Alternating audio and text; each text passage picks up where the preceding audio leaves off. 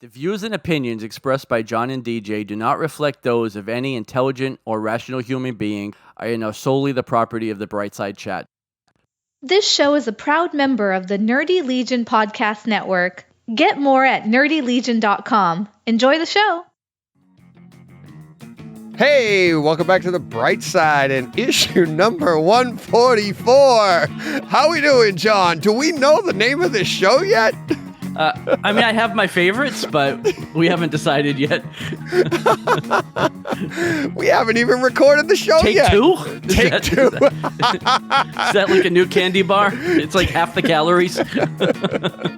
Take two. That's right. We've already done this open once. We haven't done a single show yet, luckily. But look at John bringing the energy this week. Yeah. Yeah, look at him noticing right off the bat that we weren't recording, so we're doing it again. Yep. But John, did I tell you? Did I tell you I'm super excited for this show? You did. I did. Yes, I did. I'm super excited. Once before. We've got rumors. We got Star Wars rumors. We have a piece of news that's making me angry. You're probably still gonna. intrigued. Yeah, I know you are.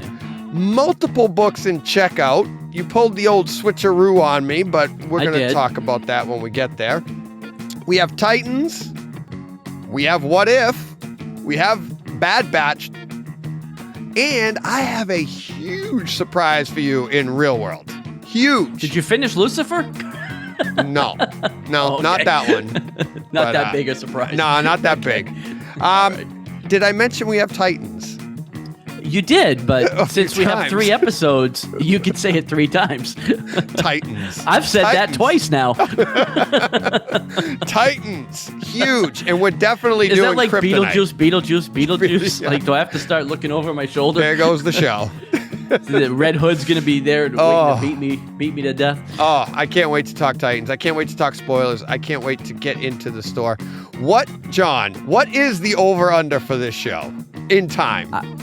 I'm setting it at 2 hours. I'm going over. You're going over. And you're going to do everything in your power to make it go under now, aren't you? Well, if I feel like I have to have a win. I don't know yet. We'll see how saucy I feel. Okay, well, let's keep this open from going 2 hours, and let's get into the store and have some fun. You can't tack on the previous 15 minutes either. I know. All right, let's get into the store. All right.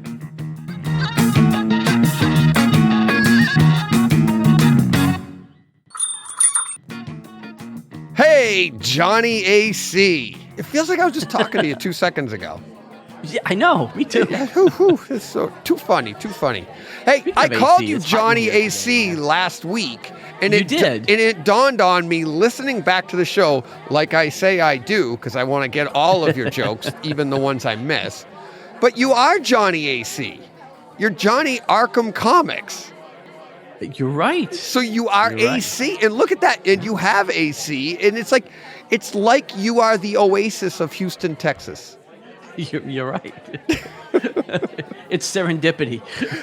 Don't use such big words. Now I got to go looking that up. I know. Sorry. How we been, buddy? Been good. Yes. You like the new flow to the show, the new open. Everything's all at once. We're done. We're ready to go once we start recording.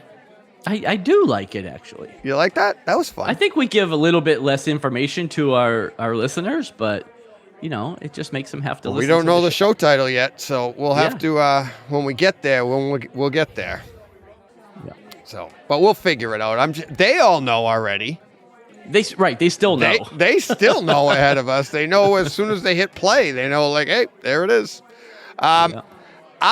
We'll talk about it when we get there. I have an idea on what I'd like the show to be called, but okay. Let's get to this first, John. You should throw your shots before I get tired and hungry, because I'm just going to give in to you later. So, all right. Well, here it is. We'll do it right now. This is what I think the title of the show should be. All right.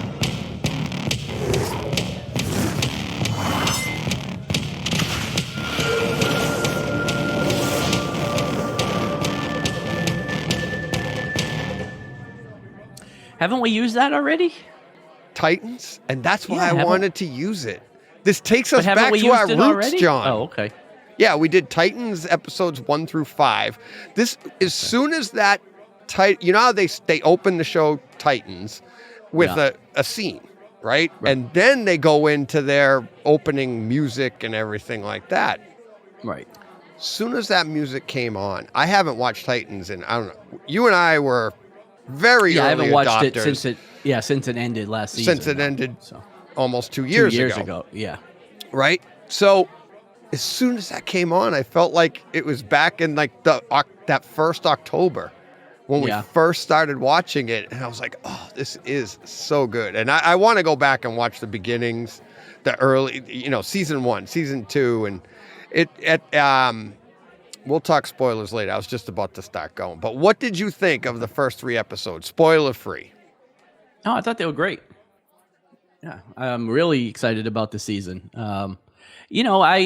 Without getting into too many spoilers, they really rushed along and didn't really explain yet old Jason Todd. But I guess that will probably be coming, right? Yeah. A little bit later on. So I hope so. Yeah. Because there are questions. There's tons of questions. But, good action. I think, good story so far. I mean, I think that it seems like even with HBO Max, not that it wasn't good before, but it seems like maybe they've even ramped up the production values a little bit. So I think some of the sets and things looked a little bit better. Or maybe I'm just not remembering. It's been a while since I've seen it. But it feels like maybe they have a little bit bigger budget this time around, because I thought it looked really good. I thought it always looked really good. Like I said, maybe I'm maybe I'm misremembering, or like I said, not that I remember it being bad, but I don't know. It just felt like maybe they ramped it up a little bit. Kind of like with Lois and Clark on the WB, and it feels like just a little bit ahead of the other. Oh, not the WB. What is this, like 1997? The CW. The CW. Come on, get your letters right. Michigan J Frog over here. Yeah. But, it seems just like a little bit better than Arrow or the other CW shows. And I don't know. Like I said, it could just be in my mind because I haven't seen it in a while, but I thought it looked great. So.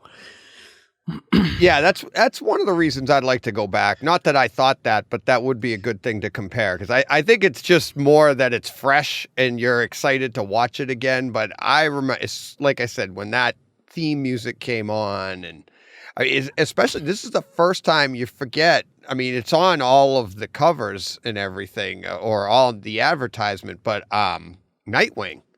Right. We've never seen him in it. They just showed glimpses of the costume at the end of the season, didn't they? I thought we got him in the last episode. I thought we got him in costume fighting Deathstroke. Actually, I'm sure we did. Did we? I'm sure we did.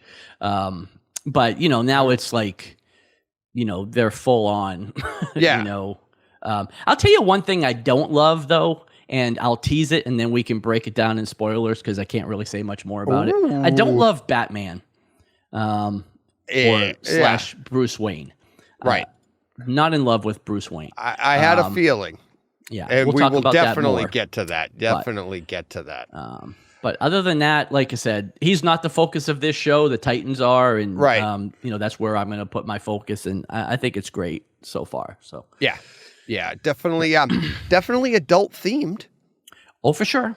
Yeah, for sure. I mean, it always was, but it's in case you forgot. Yeah, it definitely is. I mean, we really should be announcing this as the Mother Language Titans. Yeah. Yes. Yeah. What? It almost seems like they're much? Like, it's like they're 12-year-olds and they're just learning how to swear, and so they swear all the time. I don't. This is a reason I would like to go back and watch some of the older ones, is because I don't remember them swearing this much. I know they. Well, it was did. there, but yeah, I don't remember. I don't know if it remember was. It was a big deal that Dick said "F Batman." F Batman. Yeah. And that was because he the said it commercial. in the opening 1 minute of the show, and right. And that was definitely a big deal, but I don't remember them like. I mean, this one is like at every other word out of their mouth, like you said, it's like a 12-year-old. Like, hey, look at me, just learning how to on the learning how playground, to curse. Yeah. But I mean, doesn't detract from the show. Actually makes me it doesn't laugh. for me anyway. Yeah, well, I mean, that's my native language. You feel right at home. I don't even have to, I can turn the subtitles off because like I'm right in speaking my native language. So Exactly. The subtitle. There it is. Now I know how to spell it. Yeah. Oh, all right. All right. Is that enough spoilers? We both loved it. Can't wait to get to Kryptonite. We'll be doing probably Kryptonite on this every week until the season's over. You ready to get to the second special topic of the week?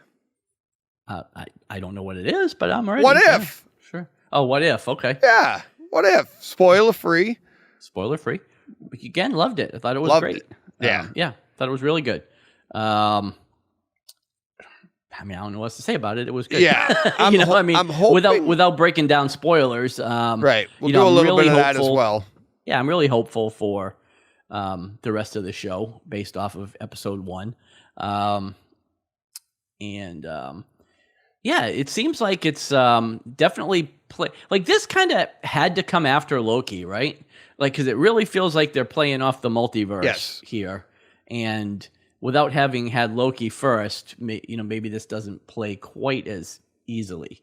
Because I have a feeling, even going forward with the rest of them, that we're going to be seeing different instances of the multiverse coming into play. So we could talk a little more because this feels like, to me, like, I think you're going to answer what I was going to ask. Well, the What If comic, right? Like in the comics, What If was literally that. It was What If.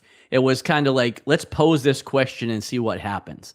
In this show, it feels like these are not necessarily questions. It's just we're just exploring other multiverse. Like we're exploring these stories that took place in other multiverses. That's kind of the way, at least it felt to me with the first episode. And I think that's where they're going with the rest of them too. So, that's what I was going to say. I'm like, do you think there's going to be, I know these are kind of like stories unto themselves, like anthological, right, throughout the season. But I have a feeling, and I was going to ask you, do you think that there's going to be a common thread? Like by the end of the season, they're going to, we'll talk about it in Kryptonite, but there is already, you can see that one common thread, but I'm hoping that there's more. Well, no, they've actually already answered. Like they've have announced that, yes, these are all interconnected in some way, as well as being, like I said, anthology stories. And I think they're connected more than just having the watcher watch them. You know what I mean? Right. Like they have some kind of common thread or connectivity to them. At least that's what I read early on, before, months ago. They were talking about how these were going to definitely be important, and the stories were going to mean something. So, all right, I'm interested to see what that is on top of everything else, because I don't know what it is. So, yeah. All right. And last but not least, definitely not least, our special topic, Bad Batch, the season finale, leading us right into season 2. What did you think of that? Again, great. I have nothing bad to say about any of these things. Like, I thought, the first part of the finale last 2 weeks ago was really good. So I had no reason to think that this wouldn't follow suit. They're definitely playing around with Crosshair, and it's a little bit up in the air where his allegiances are going to lie. Although, again, we can get to it in spoilers a little bit, but there was a little bit of a revelation in part 1 about him that was interesting, Yes. We could talk about that in spoilers. Yeah. Although even that happened 2 weeks ago, so but we'll wait till spoilers for that. Yeah. So we'll get to all of that. But that's about it. Anything? Oh, you know what I wanted to ask you before we get to our what's been going on in the store? What actually happened Saturday? How was your free comic book day? Well, it was mediocre. It was definitely mediocre for a free comic book day. Free comic book day, yeah. I mean, it was definitely down. Oh, it was way better than a Saturday, a regular That's Saturday. That's good, though. But traffic was down, sales were down. Not completely unexpected, but I hoped for more. You know what I mean? It was like I expected it to be down, but I kind of hoped it wouldn't. But without getting into too many numbers, I was down in sales about 30% from 2019, and my traffic count was actually down more than that. It was down about 38%. So the only net positive, the only net positive to the whole thing was that my average spend was up. So we actually did a little bit better this time around with the number of people that did come in. Oh, that's good. So, really being the only thing that I can control, I'm happy with that. But looking forward to next year, and hopefully we're back to a little bit of normalcy. Because I'll tell you what, I got enough comic books left over to do Free Comic Book Day next year. I have a ton of books left over. Oh, really? So yeah, and I thought that I didn't think I ordered super heavy. I really just kind of ordered the minimums that I needed from each publisher to be considered a participant, because you have to order a set amount to get advertised, for them to advertise you as being a participating store. And other than like the DC and Marvel titles, which I ordered heavier on, I really just ordered the minimums all the way around. So I didn't feel like it was a super heavy order, but man, I got a ton of books left over. Yeah. So, yeah. So. Oh, that's too bad. But you did well. But like I said, it was still double to triple a normal Saturday, so it's not like I can't cry about it. Right. Sales were still good, but it was definitely down. And I heard that, pretty much all the way around from most retailers that they were, that their traffic count was down. So that makes sense. I mean, everything in the world right now is down compared to where it was in 2019. But the fact that you did get a boost over a normal Saturday for right now, that is pretty cool. Right. So, it shows the interest of the people too. It does. Like when all is said and done, once I subtract out my costs and the cost of the books that I bought, I don't know that I did more than break even for the day, really. But, breaking even is better than losing money. So, that's true. So, yeah. It's not how to, that is definitely not how to turn a profit, because that's not a profit. So, right.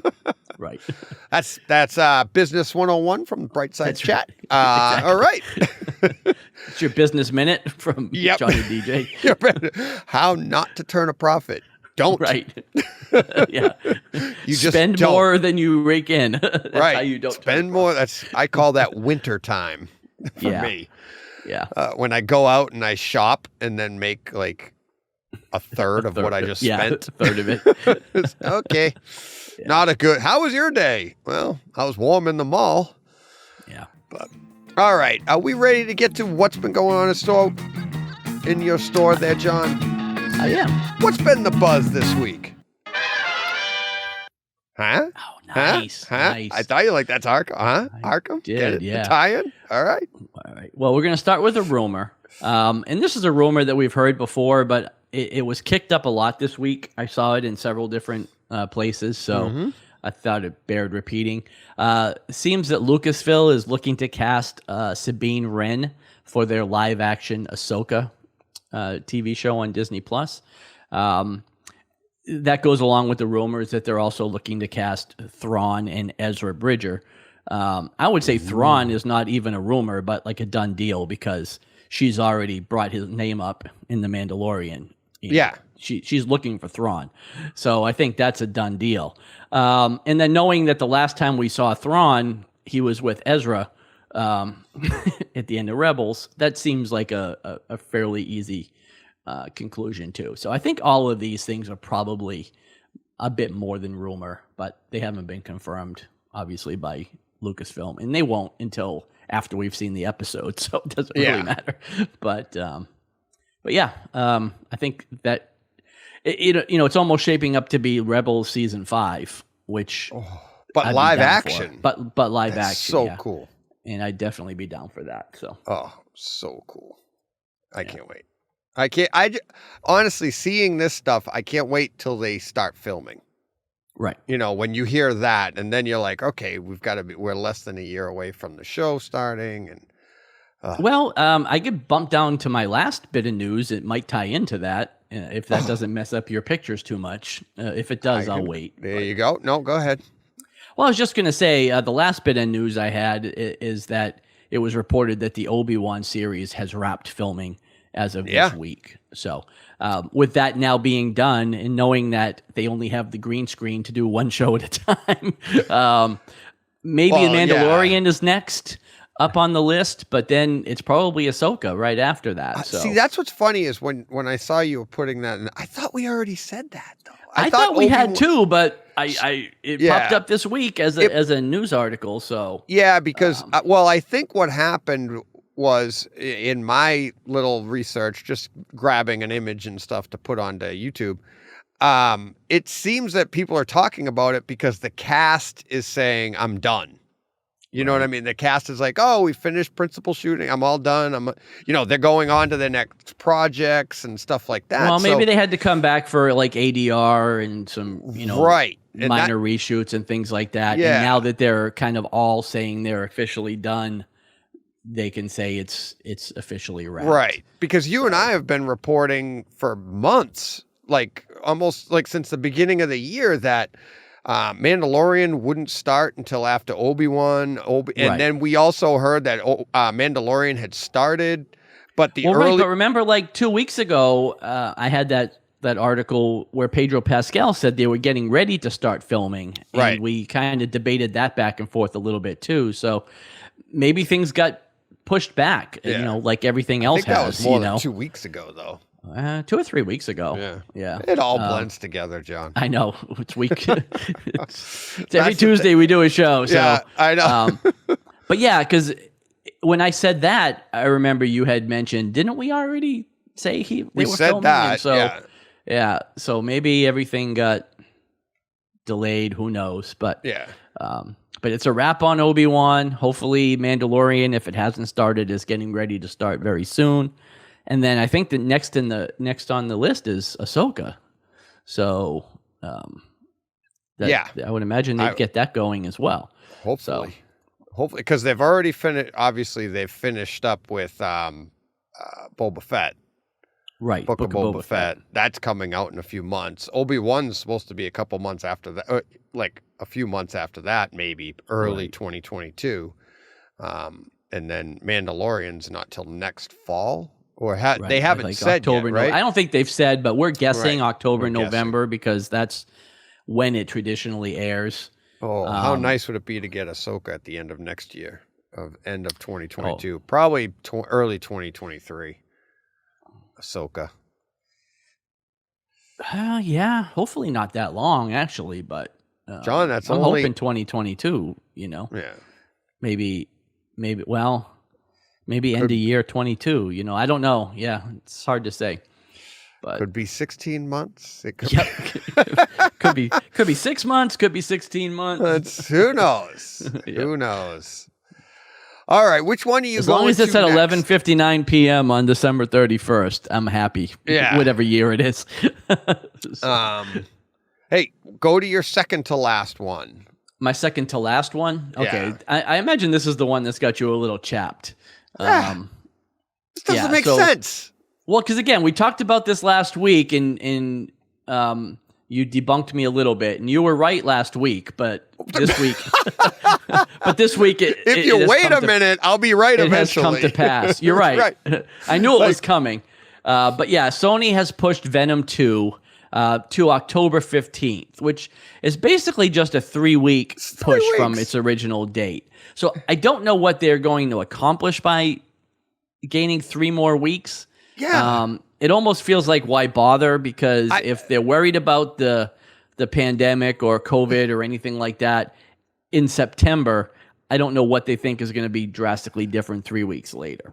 That's what I'm saying. I'm like, that's what's making me like, not angry, just kind of frustrated. Didn't we had this conversation like a year and a half ago about Black Widow, right? When they pushed that a month, remember? And it was at first they started pushing things because they were just pushing them a few weeks, 3 weeks, 4 weeks, and we were like, this isn't gonna, nothing's gonna change. If anything, it's only gonna get worse. You know what I mean? So it's like, because if you follow what happened last year, we're heading into flu season, numbers, whatever. I don't want to talk COVID. I don't want to talk about that. But that's what's making me angry. It's like, do it or don't do it. Pull the plug, Right. don't pull the plug. I don't give two craps. But this 3-week stuff is like, what are you doing? Yeah, like What's gonna crap or change? get off the pot, right? Yeah, like, oh, well, in 3 weeks, September release, but if we do it, or at least say, like, why you're doing it. Like, oh, we found this is a better time. I don't know. I don't know what BS they could say, but it's, you read all the reports and they say, well, with the variant and this and that and blah, blah, blah, and people will be more likely. No. 3 weeks later, everybody isn't going to be like, yay, let's go back. Right. It's so stupid. All right, I'm done. End rant. / end rant. I'm like, my stomach's, I'm pissed. I really am. It's dumb. It's stupid. It really is stupid. 3 weeks. What are you getting out of 3 weeks? Well, it's 3 weeks now. I mean, that's what I guarantee mean. that it's not going to get changed again. Right. But then, like you said, then we're just playing like pin the tail on the donkey. Like it feels like they're just and I'm picking the dates donkey. Randomly on the calendar. It's like, Right. like you said, move it or don't move it. But if you're going to move it, make it meaningful. Don't make it 3 weeks because that's not going to accomplish anything. And there's been no word on like Spider-Man, which is also a Sony movie, but like if you push Venom, does that push Spider-Man too? Yep. Marvel hasn't said anything yet about moving Shang-Chi, which is coming up very soon. So yeah, well, who knows? We'll have to wait and see. But yeah, we're getting right back into the uncertainty that we kind of were living in this year, last year at this time, where movies just kept getting moved and nobody knew what was going on, and it's a domino effect because, like you said, everything has to have its release window. So you can't have Spider-Man coming like right on the back of Venom because then Venom doesn't have a chance to make any money. So you have to keep the and they're trying to do these exclusive to theaters, right? And all right, knock yourselves out, but you got to put it in the damn theater. Well, right. Coming exclusive to theaters sometime Eventually. I don't know. It's just so frustrating. And you know what I thought was funny? Listening to Garmin, and they had, how they're doing the replays right now. Like, and they did one from last August in 2019, and F8 came out. I think it was, remember? And they were like, oh, look at the numbers that F8 did in August, right? Right. And they were so, Fate of the Furious, I think it was called. And it did like 60 million or something crazy. Like they were like, what a great opening weekend. And they were all praising it. Right. But how are people bashing that Black Widow only did 80 million in its opening weekend? Plus, it's like people were, because it's Marvel, that's why. Well, and they were like, wanted it to be 100 and something on a weekend. Right. What was the projection for F8 though? Like, oh, it was never that high. Yeah. That's what I'm saying. It was never as high as Black Widow was. So F8 might have done 100% of its projection, whereas Black Widow did 60% of its projection. So I think that's probably why. But again, projection should have been adjusted for for pandemic, you know what I mean? So it never should have been expected to do $120 million because it was never going to happen. So, exactly. So we'll see. I mean, they want us to go back to the theaters. They want to get numbers back up. They want to, but they just keep I don't know. All right. Let's move on to happier times. Okay. Well, the last thing I had... Cheer me up, John. Cheer you up. Well, I don't know if this will cheer you up or not. I think I like Avatar a bit more than you do. But I like it. Netflix has revealed the cast for their live-action Avatar: The Last Airbender. So they have cast the 4 major characters of Aang, Sokka, Zuko, and Katara, right? I'm looking at them all right here. Now they're all pretty much unknowns. Like I'm not familiar with any of them, so I don't have all their names handy because I don't feel like anybody would know them anyways. But this is just exciting to me because it just moves the process along. If you've cast your 4 leads, that means you're ready to start filming, and that just brings us another step closer to getting this show. That being said, I mean, they look great. Like I'm really happy with the casting because they all seem to, especially Sokka. I mean, he looks just like Sokka. Doesn't he? Just like him. And I don't know the show like you do, and I'm like, they look just like him. I think the one that's a little bit furthest off is probably Zuko, but once they put the makeup and the scar and all that stuff, I'm sure he'll be great too. But yeah, they all look awesome. I feel bad for Aang, the little kid that plays Aang. It has to shave his head. But yeah, small price to pay for being in a TV show. So yeah, I'm sure he'll be okay. I think he'll be fine. I'm sure he'll get by. Yeah. I'll shave my head. Right? Me too. I'm not that far off. What the hell? Yeah. But all right. All right, is that all we got? That's all we have, right? That's it. Yeah, I didn't have a lot of news. I couldn't find a lot of news this week, so. All righty. Guess I wasn't really paying as much attention. That's okay. Hey, whatever the buzz is there at Arkham Comics and Games, that's what we talk about, John. You had a busy day on Saturday compared to normal ones lately, so that's good. That's good. All right, let's get to some comics. John, what am I going to spend my money on this week? Ooh, I like this cover. Yeah, so I talked about this during FOC. The first book is Bermuda, issue number 2. So this is an independent book, obviously, that has 2 gated variant covers, a 1 in 25 and a 1 in 50, both by J. Scott Campbell. Same cover. Yeah, it's the same cover. One's the Virgin variant, and one is the trade dress cover. But like I said, I talked about this on FOC, where I mentioned that I don't normally bring up 1 in 25 variants on FOC, but I liked this cover a lot then, and I still like it now. I don't know how easy these things are going to be to find, being that it's a book that probably doesn't sell a lot of copies out there. But the 1 in 25 is selling for double ratio at $50, and the 1 in 50 is selling for between $60 and $100. So both of them around double ratio. And if you're watching on YouTube, you get to see me make the Virgin one. All the words disappear. Awesome. It's pretty cool. It's like special effects. Yeah, it is it's like the Bermuda Triangle. They just disappear. See what I did there, huh? I see what you did there. We are so creative, John. At least we like to think so.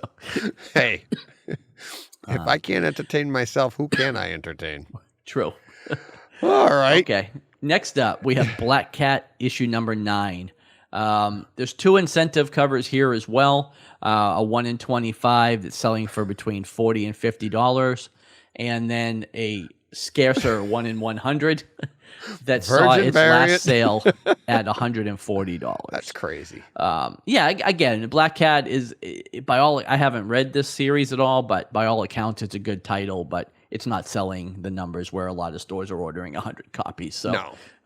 It's a cool cover. I don't know if I'd pay $140 to have the words removed. Yeah, I would not. But again, more magic on YouTube watching the word Black Cat disappear.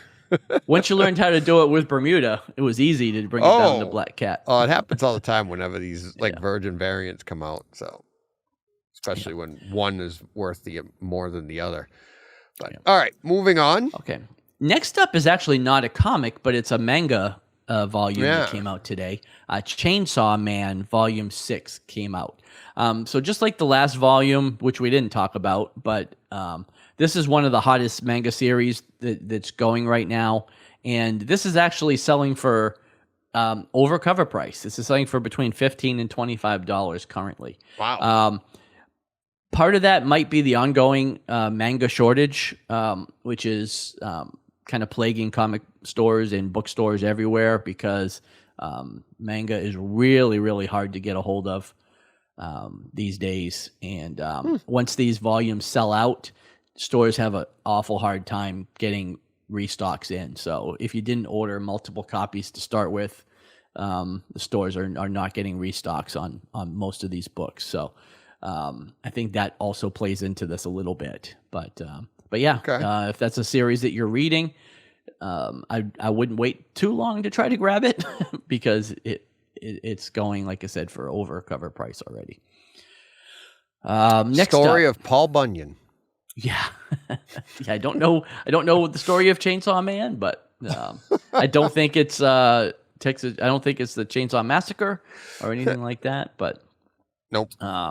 Doesn't take place in Texas. But next up, we have Dark Blood #1. This is the second printing. We talked about this book from Boom a few weeks ago. This is selling for about $15 for the second printing. So I'm not quite sure why it wasn't a gated cover. Like, we could order as many as we wanted. So I can't see it. It says coming soon. So okay. It wasn't available for me. It's really just the same as the original cover with just a little bit different color scheme. If I remember right, it looked pretty much the same. So okay. Okay. Next up, we have Eat the Rich, issue #1. There's 2 covers to be aware of here. The first is the 1 in 50 foil variant from Jenny Frisson. That one's going for between $75 and $80. And there was the unlockable 1 per store variant, and that is selling for around $40 at the moment. And that book has the distinction of being the only damaged book I received in my entire shipment this week. So super yay for that. I think that second one that you just said, it's basically just a virgin variant of the main cover. It is, yes. It is just a virgin variant of the main cover. For those of you not watching on YouTube. Yeah.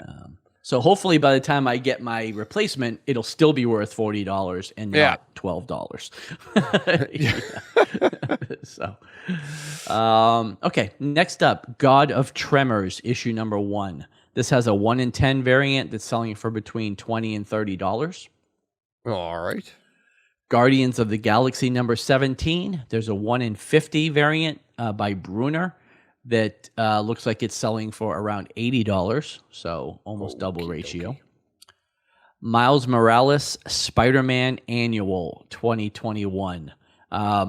The Fleeks incentive variant is selling for about $50 and trending upwards, so that might be one to watch.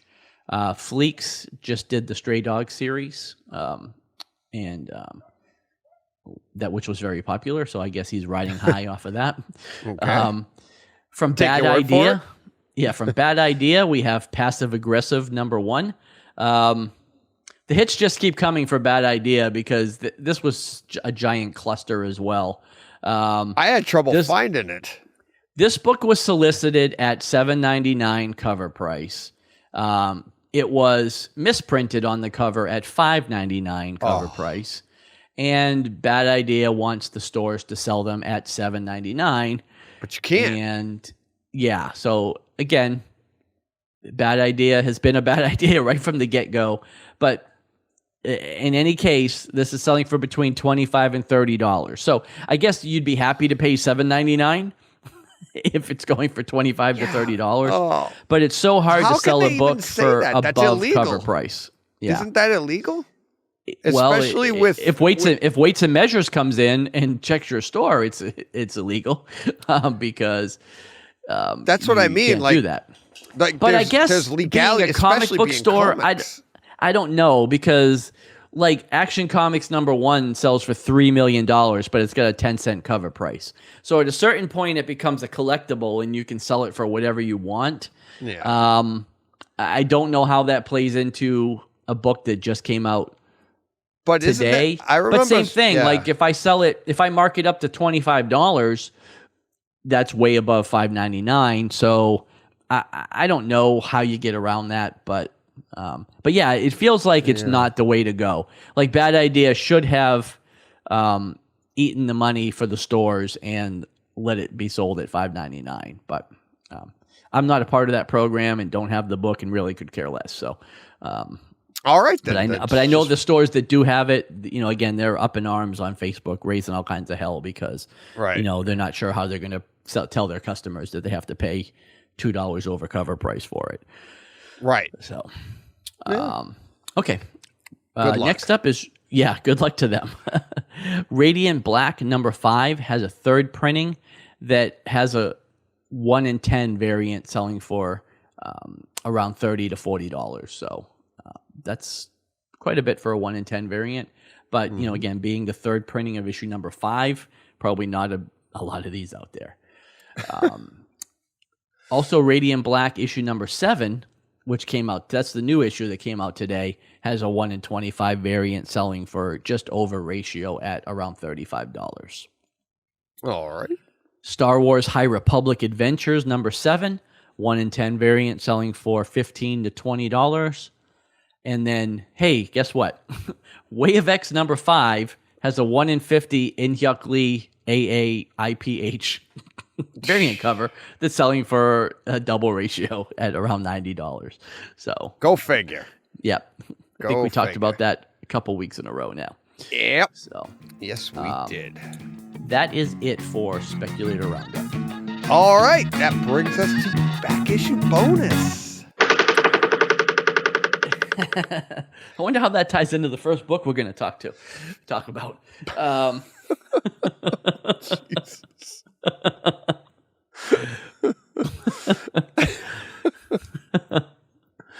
Okie dokie. Okay. Batman Urban Legends number 6. I think we talked about this last week. Oh yeah. But if we did not, this is the issue where Tim Drake comes out as bisexual. So speculators and fans had jumped all over this, and it was selling between $35 and $40 last week for the main cover, $15 to $25 on the Ijakor cover, and around 15-ish on the B cover. So, you know, again, whether this holds its value long term or not is hard to say. I think you'd have a hard time finding these this week on the shelf at cover price because most stores sold out of this. Batman Urban Legends, again, wasn't a big seller anyway, so I can't imagine most stores went super heavy on this because we didn't know that this was happening. Once again, you know, we weren't made aware of things that would help us sell comic books. But, you know, so yeah, these things are really hot right now. And if you're looking for one, expect to pay 35 to $40 for it. Yeah. So. I heard a clip where they talked about this on NPR. Oh, really? Yeah. They were like, "Did you hear that?" And they had a whole it was part of their news. Like, no, I did read an article today. I didn't put it in the news because it was kind of late. But Mae Whitman is an actress, and it was a big news story that she just came out today as being pansexual. What's that? I wonder when we get to the point where people's sexual orientation are not news stories. Like, why does it matter that Tim Drake came out as bisexual? You know what I mean? Well, it's like, why are these news stories? Why are these things? Like, we don't put a news story out when somebody comes out as heterosexual, right? Like, it has no bearing on anything. What you do in the privacy of your home or who you do it with or how you do it is your business. You know, it shouldn't be a headline. To be fair, it's like, it's not that long ago, obviously within our lifetime, that it wouldn't even have been allowed. So there is going to be that grace period where it's like, so like, for instance, because I feel the same way as you. I'm not trying to say, like, eventually I think we do get there, and that's the best part. And it's like when you get there and somebody goes, "Hey, I'm bisexual," or "I'm gay," or "I'm this," and you go, "Yeah, so." Great. We're very close to that because that's how I feel anyways. I'm like, I've always felt that way. I'm like, what's the difference? But I think that it's still pretty fresh that it wasn't that long ago that you couldn't be. Yeah. So they want these things to come out and stuff. And what's funny, in the NPR clip, they started naming all of these characters that already have come out as either gay or bisexual or lesbian. And they're like, but nobody with the name like Robin, who's, and I'm like, if you're in comics, there's a lot. Right, but he's probably the highest profile character at this point, right? Robin goes back to the There's also 30s. like 12 Robins. Eventually, one of them's going to come out as a gay. There are, but when you talk about like North Star from Alpha Flight, or Iceman from the X-Men, or Batwoman, even like these are not really high profile characters, where Robin is up there. He's the other end of Batman, and it's been that way since the 40s. So he probably is even though it's not the original Robin, it's not Dick Grayson, but he's still Robin is synonymous with Batman. So I think it is the biggest character we've ever seen to this point. But I don't know, like I guess I don't know why it's a thing. Well, it's just the story, and it should just be. Should be just a part. That's it. It's like but they do have a story of Batcat. You have that whole series. The book's out this week, but to your point, it's not news. Right. Oh, Batman's heterosexual. It's not new, and I get what you're saying, and I think obviously I think that's the goal, is to get to exactly to what you're asking about, like what it should be. I'm guessing. I mean, I'm not gay, but I guess if I was, that's what I would want. Yeah, I don't know. Maybe I don't know. Maybe I'm not either, and maybe they want that recognition. Like maybe it's a good thing. I don't know. Like maybe we're looking at it the wrong way, and maybe it's good. Maybe it's a good thing that it's making the news. I'm not sure, but I just feel like when I read that article today, I was like, so. Like it's like okay, but that's like, so in a good way. Fine, like well, like doesn't not matter. It's just like it just doesn't matter. Like it. Right. I didn't know what this person was doing yesterday, so I know. You know what I mean. So I got news for you. Okay. Even the heterosexuals, there's some freaky stuff going on. Oh, no doubt. So you don't want to know. Like I said, maybe it's a good thing that it's making news and is bringing it to light and making it easier for other people. Maybe that's the case, and we're looking at it the wrong way. But I don't know. From my point of view, it just feels like it shouldn't be news. Like it just what people do is what people do, and it's like it just shouldn't matter to anybody. Yeah, exactly. So, exactly. Yeah. All right. Anyway, that's enough of edgy bright side chat. I'll jump down off my soapbox and you'll get back on it eventually. Oh, I will. All right, what do we have next? I need it to change the light bulb. So I think you've used that joke before. I don't think so. I do. Maybe. It sounds either that or I'm getting deja vu. Maybe. Anyway, Next up, Adventure Time with Fiona and Cake, issue number 1. This came out in 2012.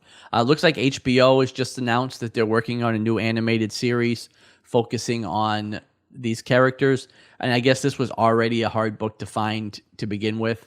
So selling for about $10 at the moment, but seems like that's low. And this thing is probably going to start rising in price, especially if it's, like, again, if it was already hard to find and people are going to be out there looking for it. I think if you can grab one for $10, you'd be smart to do so and grab all the $10 copies that you can find. Really? I think so.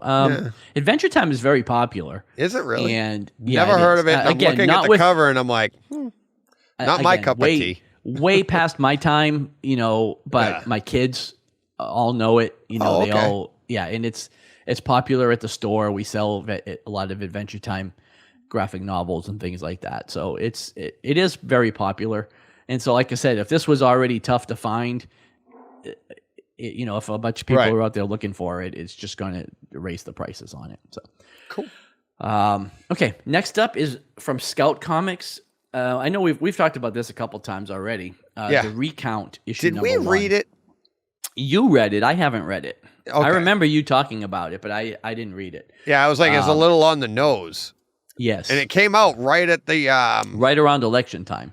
Right around the election time, right. And it was, And so this has already been optioned. It was announced a while back. And so the price just keeps rising on this. It's now up to about $40. So they're going to make a show. Or a show or a movie. Yeah, I don't know. I don't even know if they're done with the book, to be honest with you. I know. Like, the book why? might still be going. So yeah, I don't know because I didn't read it, so I have no idea. Actually, it wasn't. It wasn't like. I mean, it had some similarities to what actually goes on, and when people call for a recount and stuff like that, especially in a presidential election. But it did have a nice tangent, right? If I remember correctly. But okay. All right. Next up, we have Cable in Deadpool number 24. This is from 2006. This is the first meeting of Spider-Man and Deadpool. So it is selling for between $50 and $65. I don't know, like what spurred that on now. Like the Spider-Man Deadpool series has been over for 2 years already. Yeah. So I don't know why this is now in the news, but again, that's a popular pairing. People like to put Deadpool and Spider-Man together in comics, and it's generally fun to read. So maybe Deadpool makes an appearance. Maybe. I mean, it's possible. And I know I think everybody else is in the upcoming Spider-Man movie. Why not Deadpool? If nothing else, there might be rumors to that effect that are spurring this on. So I wonder if in all the Free Guy press, maybe Ryan Reynolds hinted at something, which he is known to do. He is. As a distraction. Like, remember, didn't he do something once with Deadpool with a Spider-Man thing? Like, I got another costume here. Or something. I swear he did something like that once. Or he showed up with the Deadpool costume at a Spider-Man thing or something. I don't know. Could be. Yeah, it could be. Ryan Reynolds is great on stuff like that. But yeah, he loves to promote that character, loves to joke around and have fun with people. So yep, it's possible. Yep. Okay, next up. Hey, this is a free comic book day book from 2016 that I wish I had a bunch of left over. One Punch Man / My Hero Academia. So this was a flip book that had both properties in it. This is the first appearance of My Hero Academia in comic book form. Again, I would argue that manga are all comic books. They're just Eastern comic books. But that being said, this thing is selling for between $50 and $100, and there was a recent sale of $200 on this. There is news of a live-action My Hero Academia potentially coming, and so that might be driving this as well. So there's definitely one. Again, you either kind of have it or you don't, because I don't know if a lot of stores are sitting on a bunch of these. Right. But I looked to see if I had any, and I did not. So, all right. Okay, next up, Amazing Spider-Man number 30. This is from Volume 2. This is the first appearance of Morlun. Okay, and it's selling for $60 and up. I'm not sure who Morlun is. So I don't know either. I was hoping you did. No, I'm not sure. Good, I feel better. Yeah, it might be. I don't know if it's one of the the vampires from that. I have no idea. Yeah, I don't know. Anyway, next up, Invincible Iron Man number 1. This is from the 2017 series, and we're looking at the second printing here. This is a very early Riri Williams solo story, and I guess pretty scarce being the second printing. Selling easily at $100, and there are copies on eBay that are starting at $550 raw.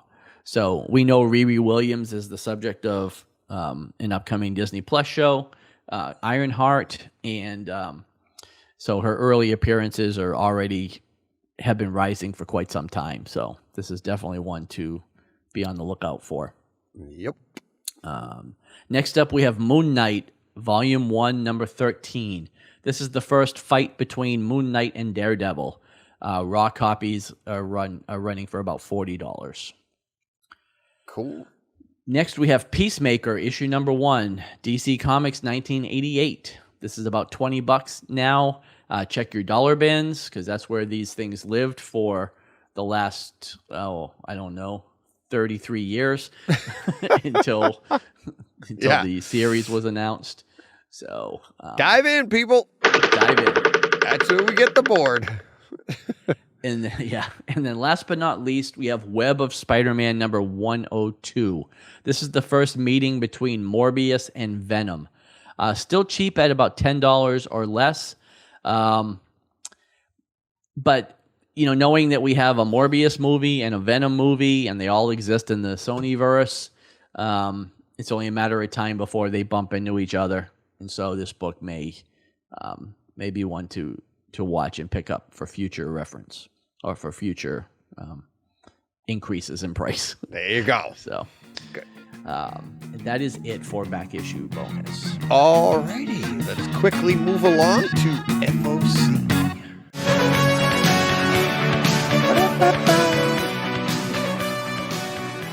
And we lead off with John's favorite. I was going to say, I don't know if you know what my favorite cover of the week is, but there's some really good ones. But this is a strong possibility right here. I didn't think it was a coincidence. Incorporated, yeah. Deathstroke Incorporated, issue number 1, has an Adam Hughes variant cover featuring your favorite and mine, Black Canary. And this is a great cover. Yep. Really, really enjoyed it. So it's just a cover. I know. Really enjoyed it. Really enjoyed it. It is insane. It's really cool though. And then for new series, we have the aforementioned Deathstroke Incorporated number 1. There are multiple other cover options for this. All right. Next, we have Harley Quinn, the animated series, the Eat, Bang, or Kill Tour, issue number 1. And that has multiple covers. Yeah, this week's covers are highly sexual. Yeah, well, there's no innuendo there. It's right out on Front Street. Yeah, I know, especially when you see the cover and yeah, it's like people cheering them on. Like, what the hell? Okay, next we have I Am Batman, issue number 1.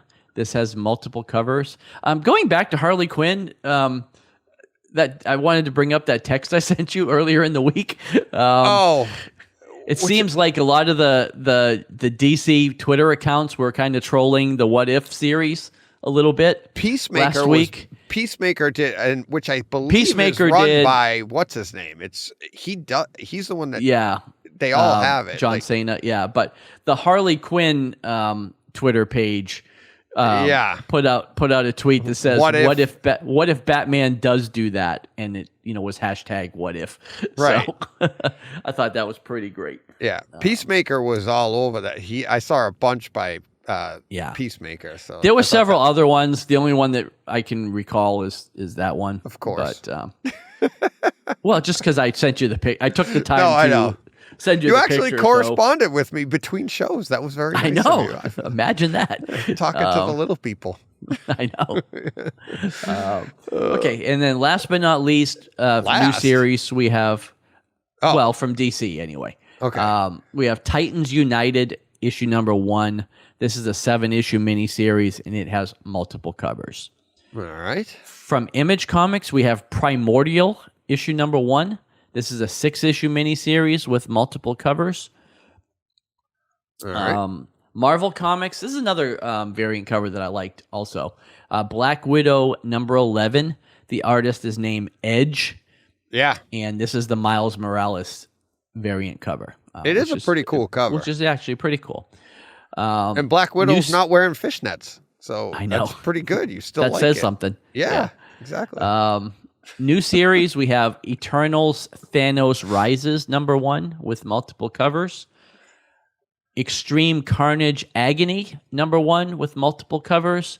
And then Star Wars War of the Bounty Hunters Bosch number 1 with multiple covers.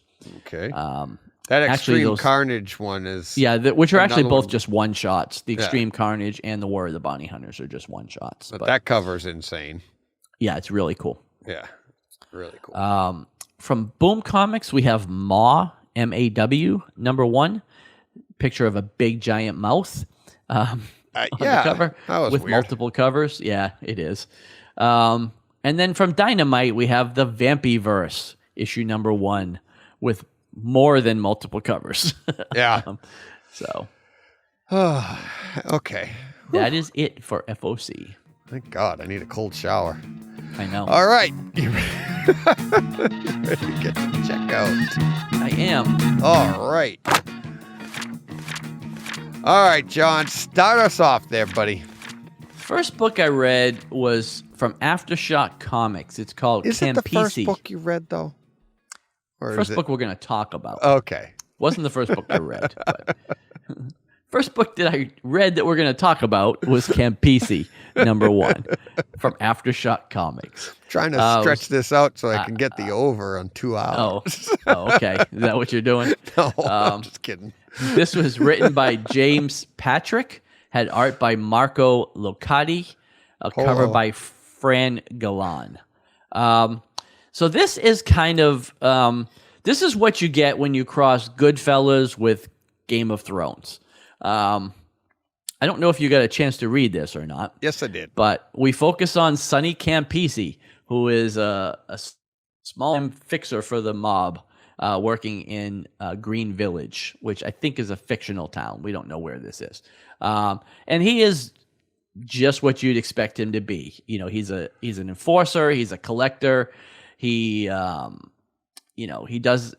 jobs for the mob, but he also has a bit of a soft spot for his neighborhood and the people that live in it. And kind of like old Rocky Balboa, you know, is known to give people a little bit extra time and more than one opportunity to handle the things they're supposed to handle. But anyways, while Sonny's going around doing all these things, a giant dragon flies into town. And apparently this is not entirely like unexpected. So like, nobody was really about this. Nobody was really too surprised by this. So you get the sense that dragons are, you know, they exist in the world. They do about other sightings of dragons, and there's actually a debate that goes on with a couple of the wise guys whether one was a dragon or a kraken, and so these things exist, and it's not unusual. I guess I should back up a little bit and say that the book does open, you know, kind of back in the olden days where the dragons were more plentiful and Green Village was their habitat. So, they give a little bit of a backstory. You get a little bit of a backstory there, and I don't want to get into too much of it, but this dragon who has been alive all this time has come seeking revenge in the town of Green Village. So it's kind of, you know, where this book ends. It's like, well, it's like so like far-fetched on the one hand, but it was so fun, I thought. And maybe because I am of Italian ancestry and I have a soft spot for mob movies and you know those guys. I thought this was a lot of fun. The art wasn't great, to be fair.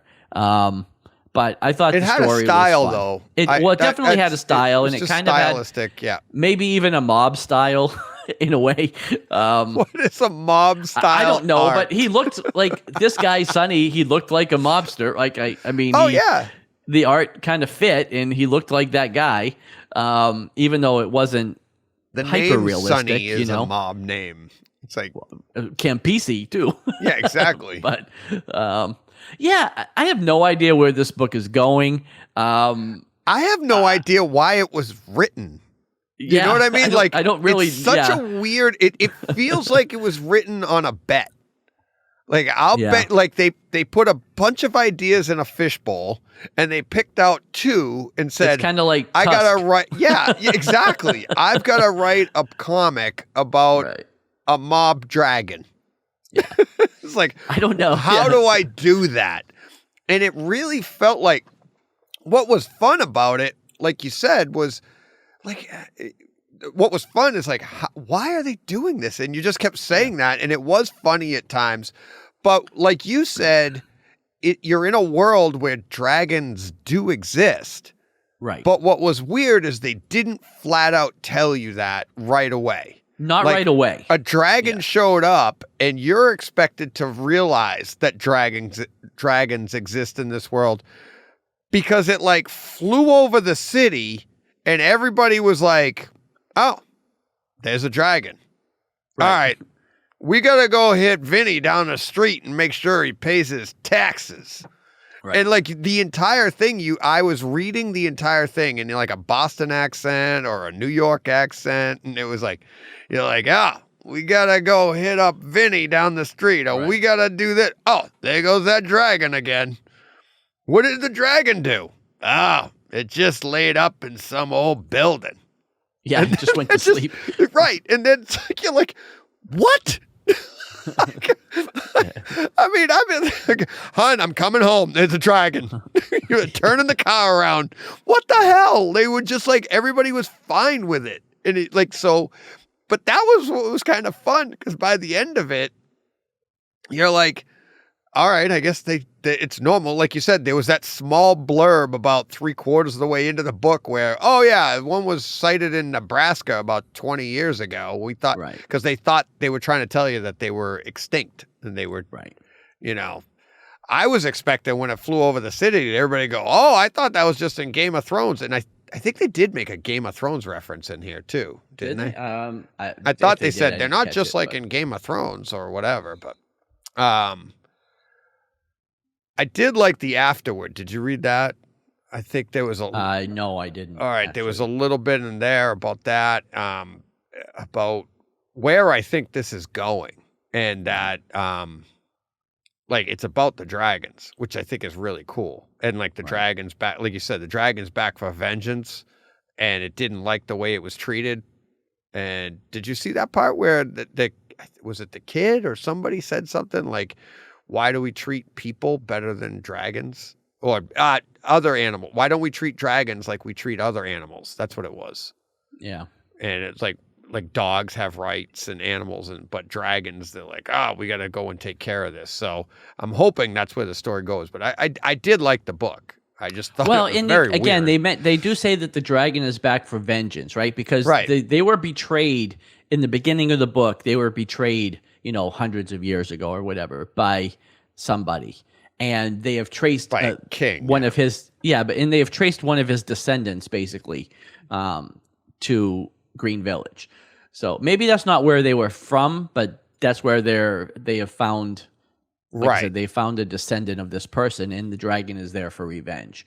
So I'm sure that we're going to get a little bit of back and forth where we spend some time back in the old days, and then we spend some time here, and while this story unfolds. But yeah, it was just quirky and silly, and again, sometimes you just want that in a I don't ever get too, like, when I see things in comic books, I expect crazy things to happen, so it's not like I wasn't super surprised when the dragon flew over, because I wasn't either. You expect things to happen in comics, but but I was expecting, because it was so realistically portrayed, like, a normal city, mobs, mentality, things going on, and a dragon. So you know what I mean? It was like in a normal setting. Right, but you also know that the beginning pages were set up for something. Like, it wasn't just there for no reason. Right. You know what I mean? Like, you knew the dragons were going to play a part again at some point. I didn't necessarily expect it to come flying overhead while Sonny was cracking knuckles, but cracking skulls. Yeah. Right. Yeah. But, I thought I thought people would have been a little more shocked. Back. Right. Well, that was the whole thing. Like, you knew the dragon was going to show up. I just kind of expected that it would be a thing where people didn't know that the dragons were real. You know what I mean? But obviously that wasn't the case here. So, yeah, interesting. Like John, I said, it was fun. I know. What is it? The big stealth bomber. I know that exists, but if it flies over the city, I'm taking notice. Exactly. Like, I know those exist, and when that goes by, you're scared. Right. Something's wrong.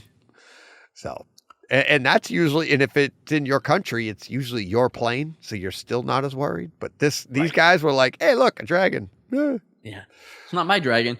Not my dragon. All right. Let me jump.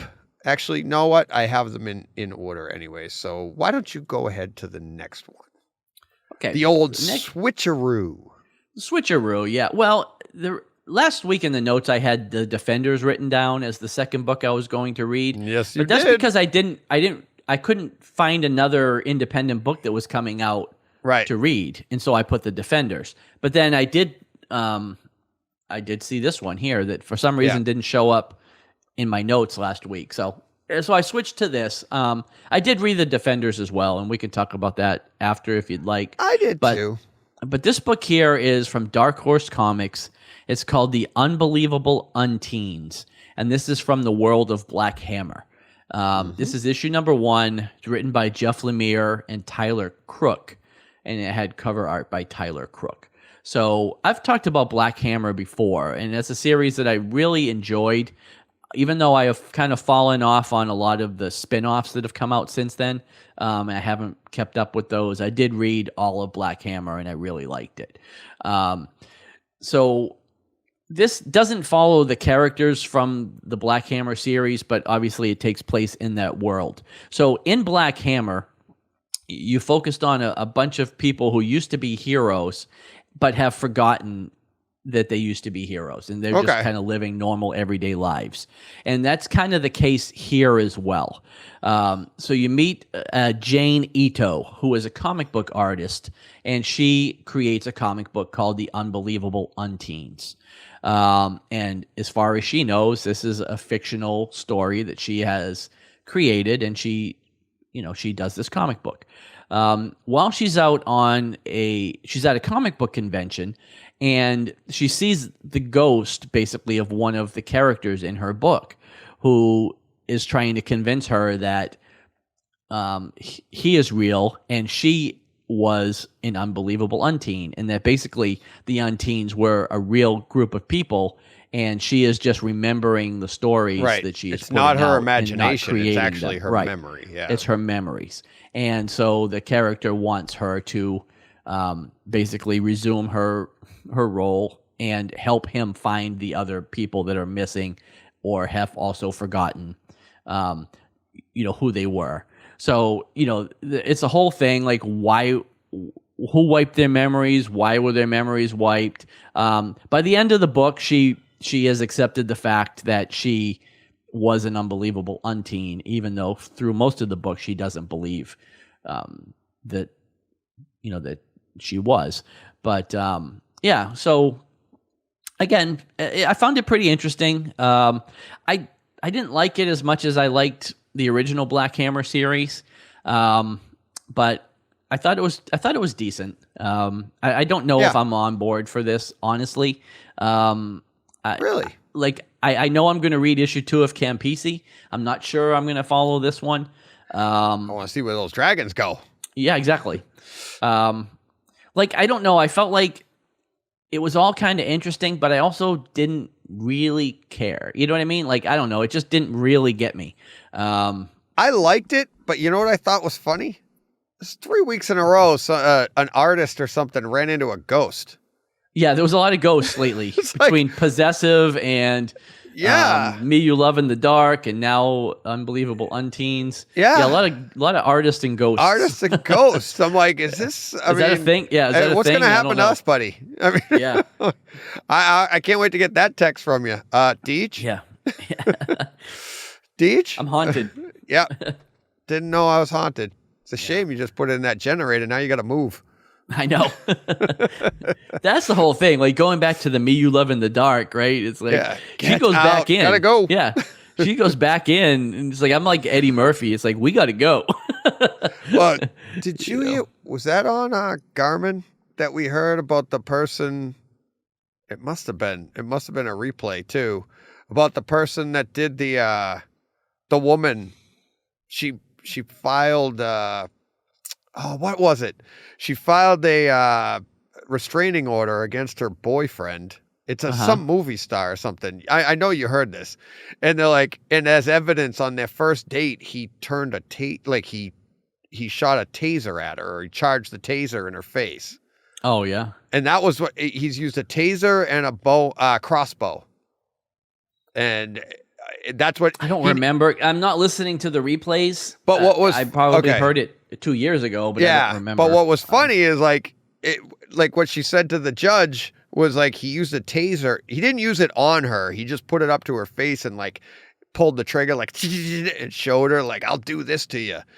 And you're like, well, I hate to say it's on you, but first date and he's pulling out a taser and threatening you with it? Yeah, it's kind of on you. Yeah, you stuck around for the crossbow incident where he didn't fire it at her. He just threatened, pointed it at her or something. I don't know. But it's like, it's kind of like that thing. Like, hey, you stuck around. Yeah.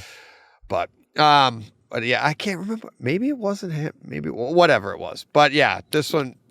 No, it sounds familiar. It probably was. But like I said, I'm not listening to the replays. So if I heard that, it was 2 years ago or whenever he said it the first time around. So. Yeah, it's that. Yeah. Anyways, all right. Back to the comics at hand here. And Unbelievable Unteens. I actually liked it. I thought it was pretty good. I didn't read the Black Hammer series, so I have no idea. But I did kind of like this. I liked the whole artist vibe. I like that. I love the idea that. Like she's it's messing with her mind that I thought this was just my imagination. And I actually was thinking of it from the other perspective of imagine how disappointing that is. You thought you came up with a creative idea and it's not an idea. It's your memory. But then I was also thinking like, what if they do the old switcheroo in book 2? And it's like, it isn't like, she's tired. She said that because she had just got home from that Comic-Con. Hasn't slept in a while, and maybe this is just her mind playing tricks on her. So who knows? It's like I was kind of in for book 2. Yeah, kind of interested in it. Yeah. So, all right. The other book we have, obviously, let's talk about Defenders for a second because I have another book. Because I honestly, with Defenders. I wasn't too enthralled with that. Yeah, I'm not on board. I really didn't like it very much at all. So I don't know if we need to spend a lot of time with it. All right, but, that was it. Yeah, I didn't like it. Yeah. All right, you just stuttered there a little bit from internet issues, but that's okay. Sorry. No, that's not your fault. Issues. Yeah. Well, I was just saying I'm not gonna read number 2. So. All right. Moving along then. I did because Defenders, I didn't float my boat. So I picked up, oops, wrong one. Not that one. Oh, it didn't come out. All right. I didn't add it. I didn't add the picture. So we'll just do this. Kiss Phantom Obsession #1 from Dynamite. Oh, yeah. Did you read that? Yeah. No. Oh, man. It was good. Was it? Yeah, it was a lot of fun. It's like, so I was expecting it to be like Kiss Meets the Phantom type thing. Right. And I don't think it really was. But okay. So basically, it's a story of Kiss. And did you hear that one? That one was on Garmin Today. That I didn't know this, but they did happen to mention like Kiss. They're big comic book fans, and where they got their makeup from is because they wanted to be superheroes, like in comic books. So they wanted to have the disguises. So that was their idea. And this book kind of leads right into that. And it was funny that I had read this book shortly after hearing that piece of news. I was like, oh, that was pretty funny. Because in this book, the richest man in existence or whatever, the richest man in the world, I think it says in the bio for this or the synopsis, he calls it for a private concert. He's flying them in. And on the way there, they realize something's up because the windows aren't real windows. They're just TVs and stuff. And the entire band is in this plane and they're all in full makeup, full costume because he requested this. Right. And by the end of the book, he has a purpose and he's trying to draw something out of them. He thinks they have powers. And I'm like, I'm in for book 2. Yeah. Because these guys, they think it's just a business trip and they're just going to play a show. And then they have like, they're singing Detroit, Rock City. Right. And it's pretty funny to see it drawn out and then the words of the song and like them singing and everything. The crowd goes wild, and I put that in quotations, so I don't want to spoil it for you, but I think you'll like it. You liked Kiss growing up, didn't you? I mean, I liked them fine. I wasn't never the biggest. I'm not the biggest fan, but I liked some of their music just fine. So yeah, but I mean, you know who they are, you know their legacy and everything, right? I mean, I watched the movies, you know. I mean, I did all that stuff. So I mean, yeah. I think you'd like the book. I really do. I think you should check it out. It was really good. A lot of fun. And like I said, I'm really in for book 2. I can't wait to see what happens. Yeah. Cool. I can't wait to see where this goes. So, all right. What else did you read this week? I don't know. You don't know? I mean, nothing else comes to mind, you know. Like I said, I read a lot of books, but nothing was... Did Daredevil come out really close together? I just read 32, told you about it last week. How far behind was I on that? Because 33 just came out last week.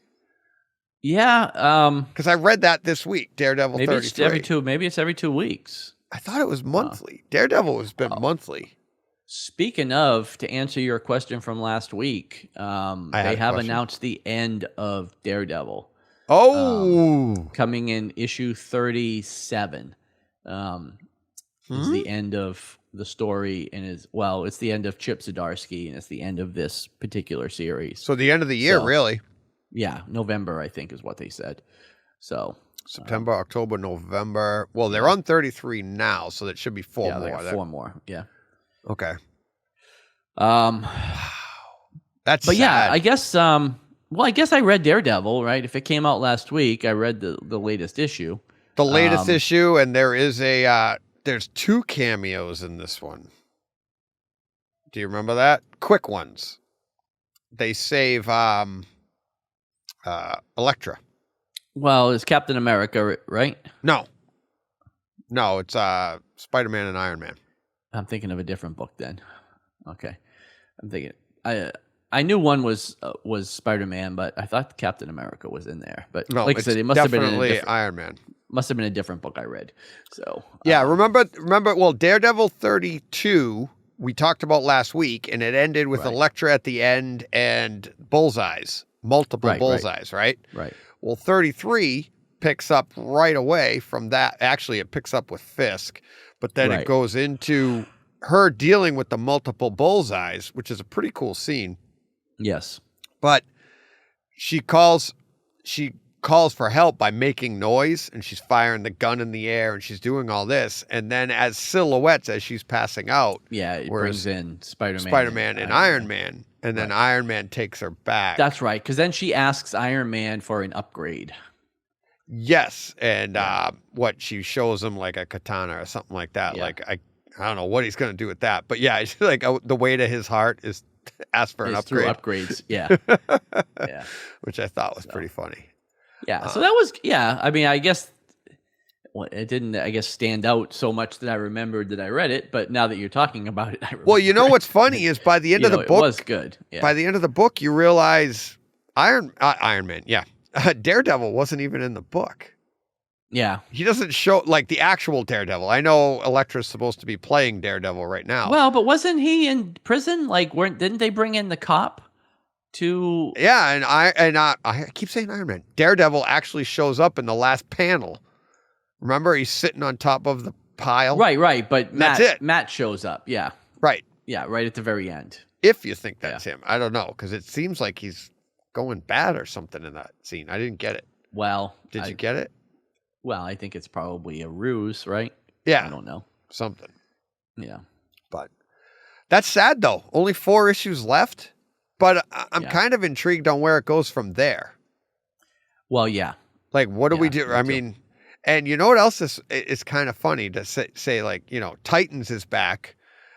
We started this podcast 3 years ago talking Titans. With and Titans. Daredevil started in, February of that? Yeah, we started early on with Daredevil and Spider-Man, and both of those series are wrapping up. Wow. At the end of the year, so. Wow. At least this iteration of them, like I said, they will definitely be another Daredevil, and there'll be another Spider-Man. Oh, of course. But what again, I will shake my fist and be the angry old man at the idea that every time we change a creative team on a book now, we have to just end the series and start over again at number 1. You know what I mean? Right. It's like we can't just be Daredevil 38 that comes out in December, or Spider-Man 77 or whatever it is. We have to start over at number 1 every time we change creators. Yeah. Which, again, angry old man, get off my lawn. I hate that they do that.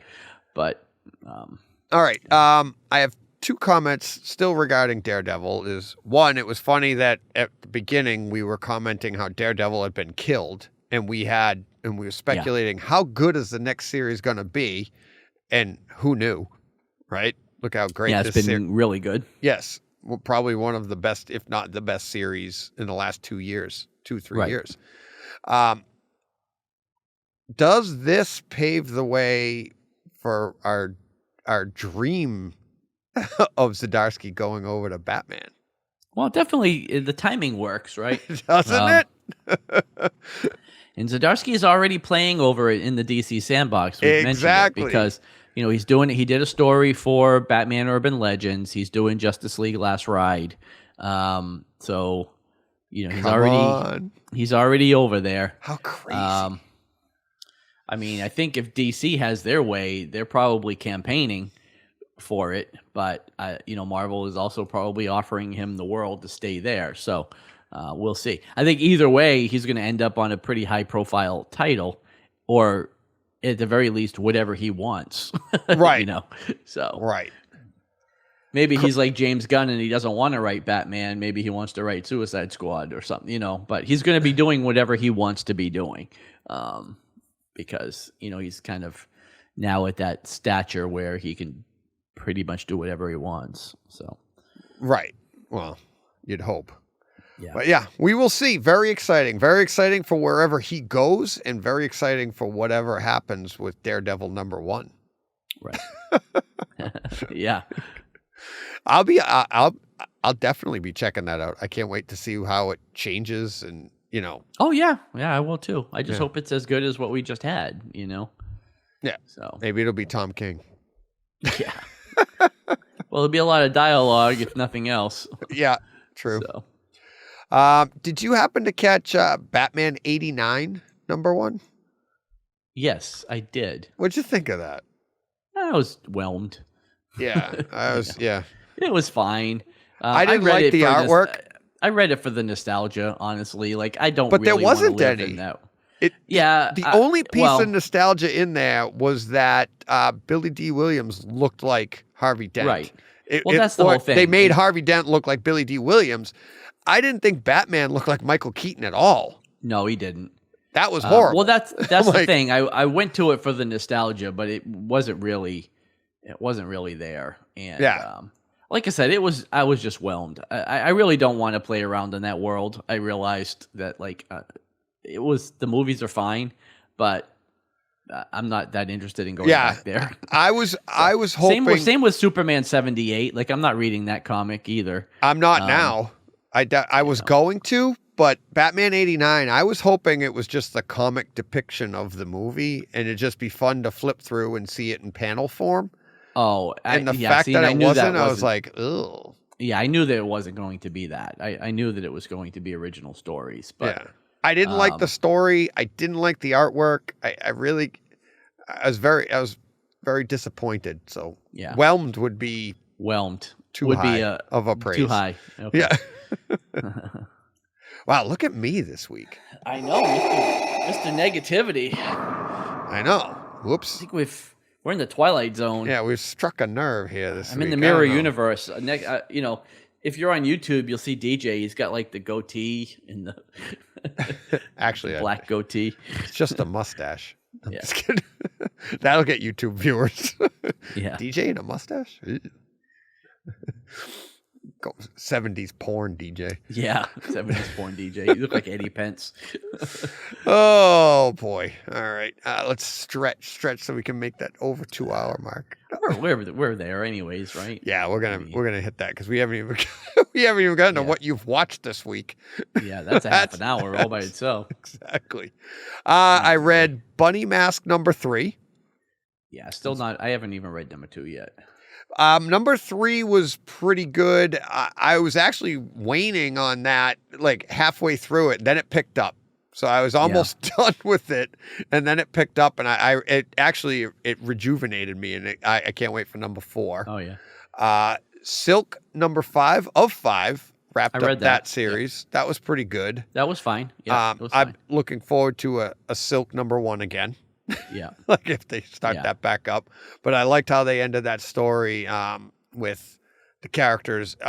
Some are coming back, some are disappointed. There was some big reveals from stuff that went on earlier. That was pretty cool.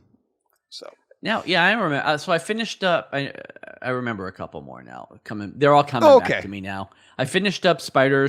Shadow, or whatever. Yeah, I haven't read that came one out yet. For that. Yep. So yeah, that was fun. I enjoyed that series. Again, basically just a what if. 5-issue what if story. But the other one I read, which actually came out a couple weeks ago, was Lucky Devil. I don't know if you got a chance to check that one out, but that was actually really fun. Is it a number 1? It was number 1, yeah. And I don't know who it was, like either Aftershock or Blade. It was one of the smaller companies.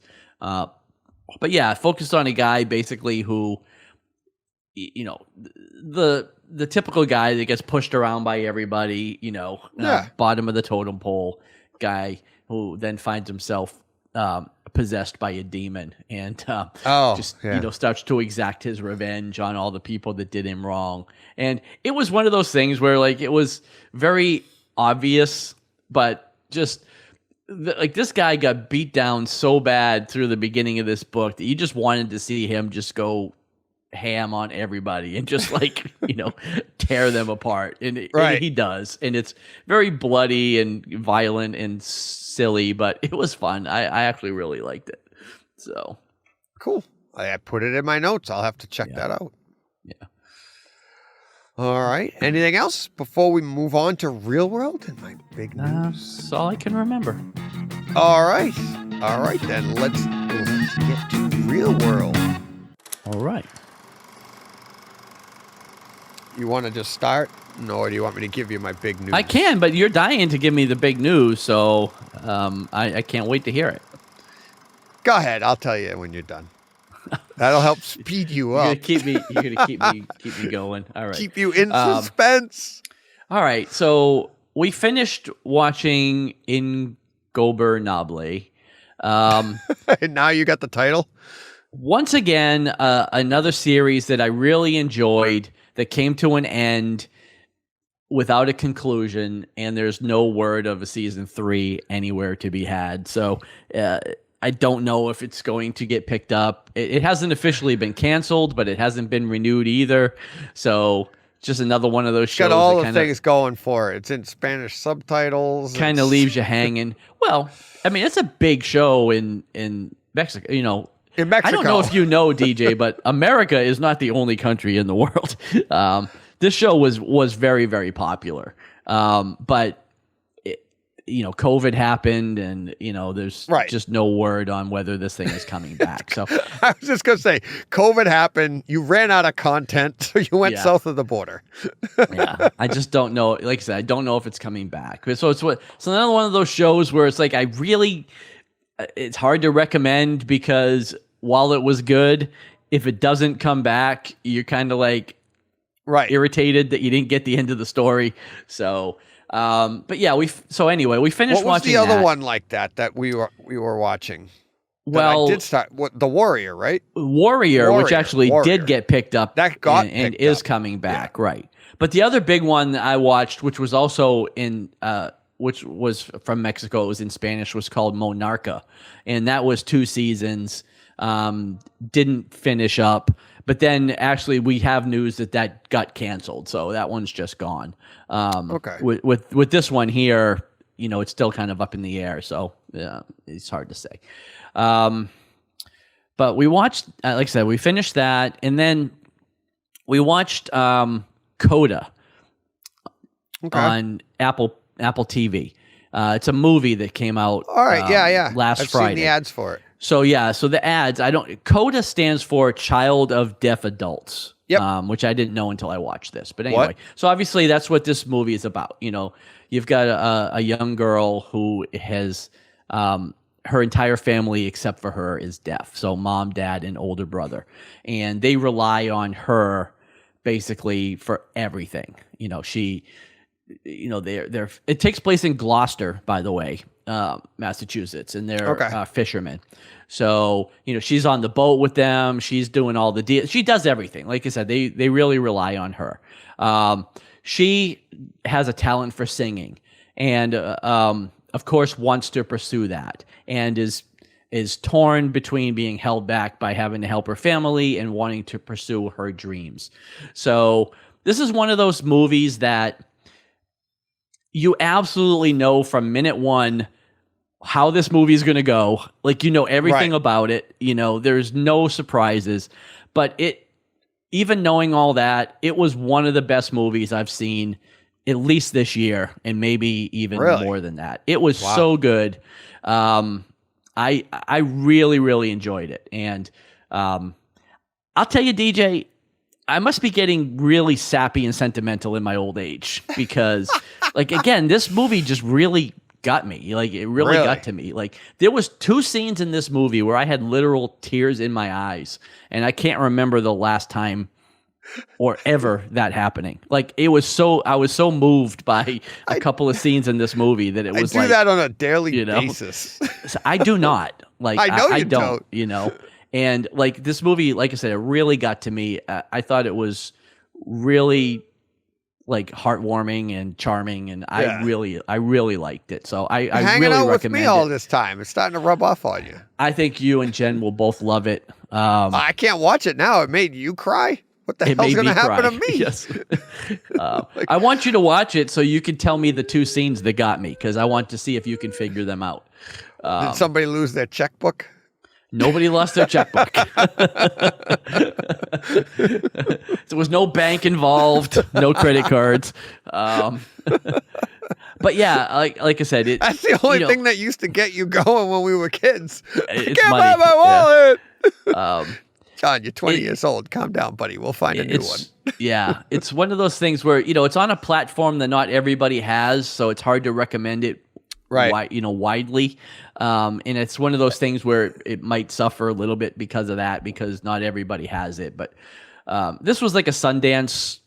This movie opened Sundance this year and got great reviews. And like I said, I don't know. I don't want to just go on and on, but I can't recommend it highly enough. I really, really liked it. And then other than Titan, of course, we caught up on all 3 episodes of Titans. I watched What If. I watched Bad Batch. That took me a little bit. That took a little while. And then we started watching a new series. Well, not new, but a series on Netflix called Black Summer, and it's basically just The Walking Dead. It's a zombie apocalypse show. And you love a good apocalypse. I do. Yeah, it's got 2 seasons. We watched basically season 1 on Sunday, and it's 8 episodes, but it was funny because we were getting towards the end of it was getting later. It was like 8:00, and we still had like 4 episodes to go in the first season. And I'm like, well, there's no way we're going to finish this before we go to bed. I'll watch 1 or 2 more, and then we'll go to bed. But as we're just watching TV and not really paying attention, the episodes just keep ending and starting over, and they went from like 42 to 45 minutes an episode at the beginning. Like the last 3 episodes were like 20 minutes each. Like they were so short. Oh, really? And I was like, why wasn't it just 6 episodes and it was like 45 minutes? Like they just kept ending. And I was like, well, shoot, now we watched the whole season 1. Yeah. But it was really the equivalent of probably like 6 episodes. It's shot very well. It's definitely got high production values and budget. The writing is a little suspect at times. Like I feel like they make very questionable decisions. The characters that they sometimes just don't make sense.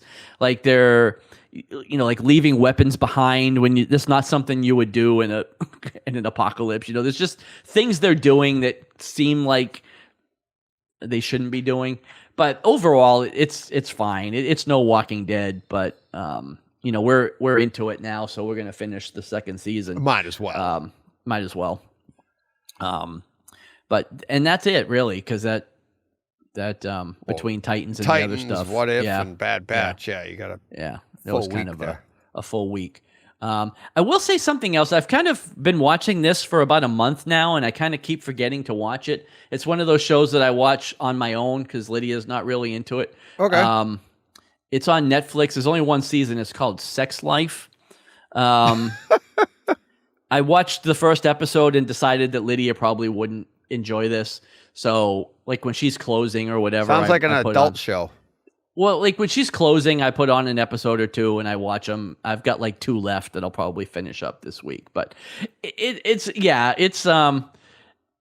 got Sarah Shahi is the name of the actress. You would recognize her if you saw her. Oh, okay. She's been in several other things. But yeah, this is basically just Skinamax. Like, it's softcore porn, basically. Jeez. It's just, she's a housewife. She's married. She's kind of like daydreaming about her ex-boyfriend and kind of reliving all her fantasies in graphic detail. All right, it's not fantastic, but it's just something I've been watching, and I bet. Like I'm 6 episodes in, so I'm just gonna go ahead and finish it now. But I don't know if I would really recommend it because it's one of the cases where, like, yes, she's naked a lot, and that's fine, but she's also like one of the most unlikable characters like I've ever seen in any show. Oh, really? Because she's married to this like great guy, like she's got a great life, great husband, everything's perfect, and yet she's just constantly doing things to sabotage things because she can't get out of the past, and she can't stop thinking about her ex and things like that. So it's just a thing that I've been watching, but I realized that I hadn't brought it up at all. That what a shame that I've been watching. Yeah. But yeah, if you're kind of into this woman being naked a lot, check it out. It's called Sex Life. So, it's right there in the title, DJ. I don't know if I have to tell you what this show is about. Right. But, FOC wasn't hard. They don't bury the lead. I rephrased on the fly there. Right. They don't bury the lead here. No, they don't. All right, let me get to mine this week. Yeah, and, your big surprise, because I'm going to wrap up with my big surprise. Okay. All right, this one here. Well, I saw Hitman Wife's Bodyguard this week, speaking of Ryan Reynolds. Did you? I didn't want to pay for that. Well, I didn't want to pay to rent it. Is it free now, or did you? No, I bought it. I got it. Yeah, see, I didn't want to buy it. Lydia wants to see it, but I was going to wait till it's free. I have the first one, so I had to have the second one. And I haven't seen it. I haven't seen the first one either. It's hysterical. It's hysterical. Oh, my God, yeah. Joe and I watched it. We were laughing our butts off. It's much like Titans, a lot of swearing, very, very graphic use of language. Yeah. But it's fantastic. It is absolutely fantastic. And you'll laugh all the way through it. It's a great, like, action comedy type thing. Ryan Reynolds is hysterical, obviously. Right. And then the dichotomy between him and Samuel Jackson and what is it, Salma Hayek? Salma Hayek is in the second one. Was she in the first one? Yeah, she's his wife in the first one. And remember, she was in prison. She was. Well, I didn't see it. Like I said, I haven't seen it. And in this one, they're trying to have a baby. Okay, it's so funny. It's so bad. It is so. It's great. It's great. Yeah. Morgan Freeman is in this one. Yeah. And we were remember last week you and I were talking, and I was like, how he just makes it better. Yeah. Well, what's her name from Suicide Squad? I said it just brought credibility to the movie, right? And and I was like, Joe, we're sitting down to watch this one, and I go, oh, Morgan Freeman's in it, and he goes, what does that bring credibility to the movie? And I was like, I'm like, you use the exact words that John and I were using last week. Right. So, but yeah, it so does. So funny, really good. I also watched this week on a whim, as I'm wont to do, Marvel Avengers. I watched that again. Yep. Yeah. Cranked it up to reference levels, sat back, thoroughly enjoyed it. Highly recommend going back and watching that again. I know you're not one to go back and watch movies, but with Loki coming up, just come out, and watching Marvel Avengers from, what was that, 2011, I think it was? Yeah. Something like that. Something like that. That's like literally days after that is Loki. Right. the show. So it's like the entire time he's going through and like how evil he was in Avengers. And it's like, but then you see him with Owen Wilson in Loki and what a great guy he becomes and the transformation he goes through kind of in Loki. It's pretty cool there. But then also, Black Widow has just come out and you have stuff going on there. And it's just a lot of fun. It's just going back, and that is one of my favorite Marvel of the Avenger movies. It's probably one of my favorite because to me, it's the most watchable. I like it more than, what's the second one? Ultron. Yeah, Age of Ultron. Which I did go back and watch after WandaVision. Yes. Yes. And isn't that fun? It is fun. Like I said, it's not like I never like to watch movies again. But no, I know. Just I don't like do I it very often. Right. Yeah, I just because I have too much new stuff I'm always watching. And you have a great memory. I don't remember like you do. It's like you're always like, DJ, how do you remember these little things? Well, I've seen it 20 times. Yeah. Something's gonna stick. But yeah, I mean, Endgame and Infinity War are great, but they're just so long. It's 7 hours or 6 hours. It's tough to go back and watch those. And I do go back and watch those in bits and pieces. Right. I have watched Infinity War, the beginning of that, especially where Loki gets killed. Spoilers. From, because especially after having seen Loki. Right. So I really, but anyways, I really enjoyed Avengers. Another movie I watched this week from my other podcast, Hurricane Heist. Have you heard of this? I've heard of it, but I haven't seen it. I am dying for you to see this movie. Oh, because it really seems stupid. It is so stupid. Okay. Because it seemed like it was going to be stupid. So stupid. But fun. Oh my God. As a home theater movie, this is one... Maybe Lydia would like it because go into it like literally. I mean, I almost want to say leave your head outside the room. Right. It's like never mind your brain. It is so bad, but it's so much fun. Like theater wise, it is so much like it's like Twister / I don't know, Twister / name a heist movie. Yeah, the Great Heist or whatever. Yeah, and it's like but it's not the great. It's not. It's got every just the heist. Yeah, it is. The mediocre. They put it this way: the best name they could come up with was Hurricane Heist. Right. It's like, I mean, it has every cliche in the book. It has all of that stuff. So it's like, but. Like I said, the surround sound, everything, the picture was fantastic. The 4K was really nice. So that's why I ended up. Where did you see this at? Where was it? In my theater. It's from 2018. No, but I mean, where? No, but where did I got the is disc. it on Netflix? Oh, you have the disc. I have the disc in 4K. Okay. So I would look it up. I can't recommend you buy the disc, but I kind of want to buy you the disc and send it to you so that you watch it. Because you are going to be like, DJ, that was awful. I told you it was awful. Right. There's I even say in my podcast this week, I'm like, John is going to have a field day. The coincidences. Even I was like, what the hell? Right.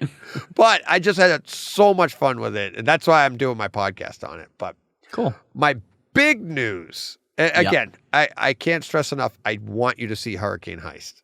But, okay. My big news.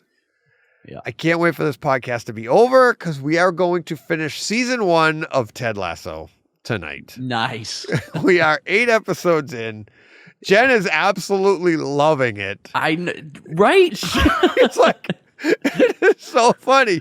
And I do have to say, after listening back to last week's podcast, her mother hasn't seen it as far as I know. So when we were done last week with our podcast, I was like, can we try this? And we started with episode 1 again. And by the end of episode 1, she's like, I don't know why I didn't like it. I was like, I don't either. Maybe you're just in the mood. It just depends. Sometimes they don't strike you right. Right. And that's what I said that to her. I go, hey, I'm the same way. I go, hell, remember you did it with Shazam. Yeah. And that's what I said to her last week. I go, I didn't like Shazam. I had to actually go back to the theater and see it again. Right. And yeah, we're loving it. Absolutely loving it. And talk about emotional. It is. That's what I'm telling you. Like, it is so touching and it's so up and down. Yeah. I'm like, it really gets you, you know? Oh, it's like you love those characters by the end. You're just like. Of every episode, the episode where the main, the best player gets moved, you're like. Yeah. What the hell? When that happened, I was like, but I do like, I mean, you know more than, 4 episodes into season 2, I think, something like that. We're 3 or 4 into season 2 right now. Yeah, we'll be caught up by next week. How many were in season 1? 10? 10. Yeah, so you got 2 left. Yeah. Yeah, you'll be able to get caught up by next week. Oh, yeah. We're going to finish definitely tonight when we're done here. We've already said, like, while I eat dinner, we're going to watch episodes 9 and 10. Can't wait. Can't wait to get into season 2. I'm almost, like, disappointed. I'm like, it's going to be over soon. I know. It's so like, good to watch. It's like when it was done, I was like, oh, man. Yeah. So he's so good. But he is. They did such a good job writing it, too. It's like he's good, but he's very complex. There's way more to him than you get out of episodes 1, 2. As it goes on, they all become more complex. Right. They all kind of grow. That's what I'm saying. By the end of it, all the characters are very well developed, and you really like all of them. You know, for the most part. I mean, there's some that you don't like because you're not really supposed to. But ex-husband. Yeah. Yeah, and it's that's the one I'm thinking. Like, if they can actually turn him around at some point, that would be a trick to actually make him likable, because he's. You know what I'm talking about. The owner's ex-husband. Yeah, not likable. Yeah. Great game of darts, though. Yeah. Great game of darts. He's like, oh, did I forget to bring this out? Oh, did I forget to show I'm a lefty? Did I forget I'm a lefty? That was pretty cool. Great show. So, yeah. All right. Again, another one of those shows that's on Apple TV. And it's like, so many people are not getting these shows. And Apple does have quite the extensive following. Well, they do, but it's just so many people don't have. Like, can you get it without an Apple TV? Like, yes, Apple is actually has been showing up on other other platforms. All right. See, I wasn't sure. I thought you still had to have. I thought you still had to have Apple TV to get them, and I was like, there's just so many people that don't have them. Nope. I mean, you can always just go on iTunes and buy them, I'm sure, but. I just don't know how many people are doing that. Right. Yeah, but there's been so many good things on Apple. Like, I actually am now paying for it because my freebies ran out, and I don't even care. Like, I just like that channel. Are we paying for it now? I am now. I keep buying Apple products. I don't know if it gets updated. This was my first month that I had to pay, and I was like, "Oh, well, I watched Coda and Ted Lasso. I'm good." Yeah, and Cha-ching, take my $5. Right. You know, and it's not even that much. It's like $6. No, it's $4.99. It's $4.99. Yeah, it's really cheap. And like at the end of the month, season 2 of C is coming on. Yes, which was really good. So it's definitely worth having the subscription to it. But yeah. So, all right, is that it? I think so. I think that's it for the week. I think that's all we got, so we can wrap that up because we are going to get to Kryptonite and we're going to break down Titans with spoilers, What If with spoilers, Bad Batch a little bit with spoilers. So that'll do it for this week. In the meantime, you can find me on Twitter at brightside_chat, or you could talk to John personally. He always replies very punctually at Arkham Comics with an X. And I think he's frozen over there. Oh, yep, you were for. Oh, weird. I don't even know if he's speaking. So I'll just wrap this show up and we'll see what happens with him over there because his internet is getting wonky. Are you back? Yeah, I'm here. There you are. I wasn't sure if it was me or you, but I know it froze. Yeah, you froze. Your internet went down for a second, but it is back up. So I was just wrapping up the show, so let's get out of here before this whole thing quits on us, and we will be in Kryptonite as long as the internet allows us. So have a great week, everybody. We will see you next week, and bye-bye. Take care, everyone.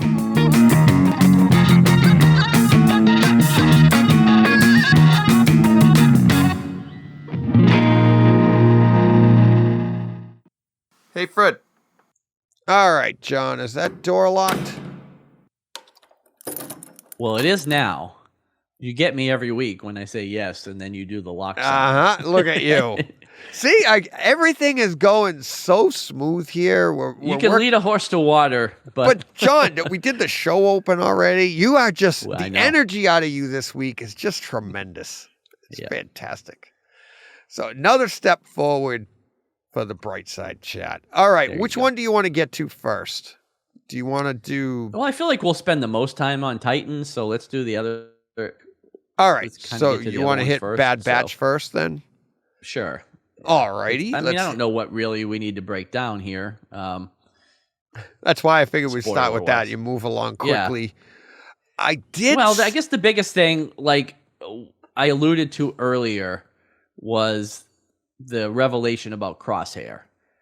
And that was that he revealed at the end of the first part of the finale that he had his inhibitor chip removed. Or not his inhibitor chip, whatever they call it. But he had his chip removed. I think it is an inhibitor chip, so that they don't think for themselves. Right. So they were like, we can help you. We can show you all of this and that. We could take your chip out. And he reveals that he already had his chip removed, and this was still him. Like everything he was doing was basically under his own volition. So I thought that was a pretty. I don't want to say it was like a huge reveal, but I didn't see it coming. And I thought it was kind of cool. Yeah. Because I keep going off the idea that he was around in Rebels.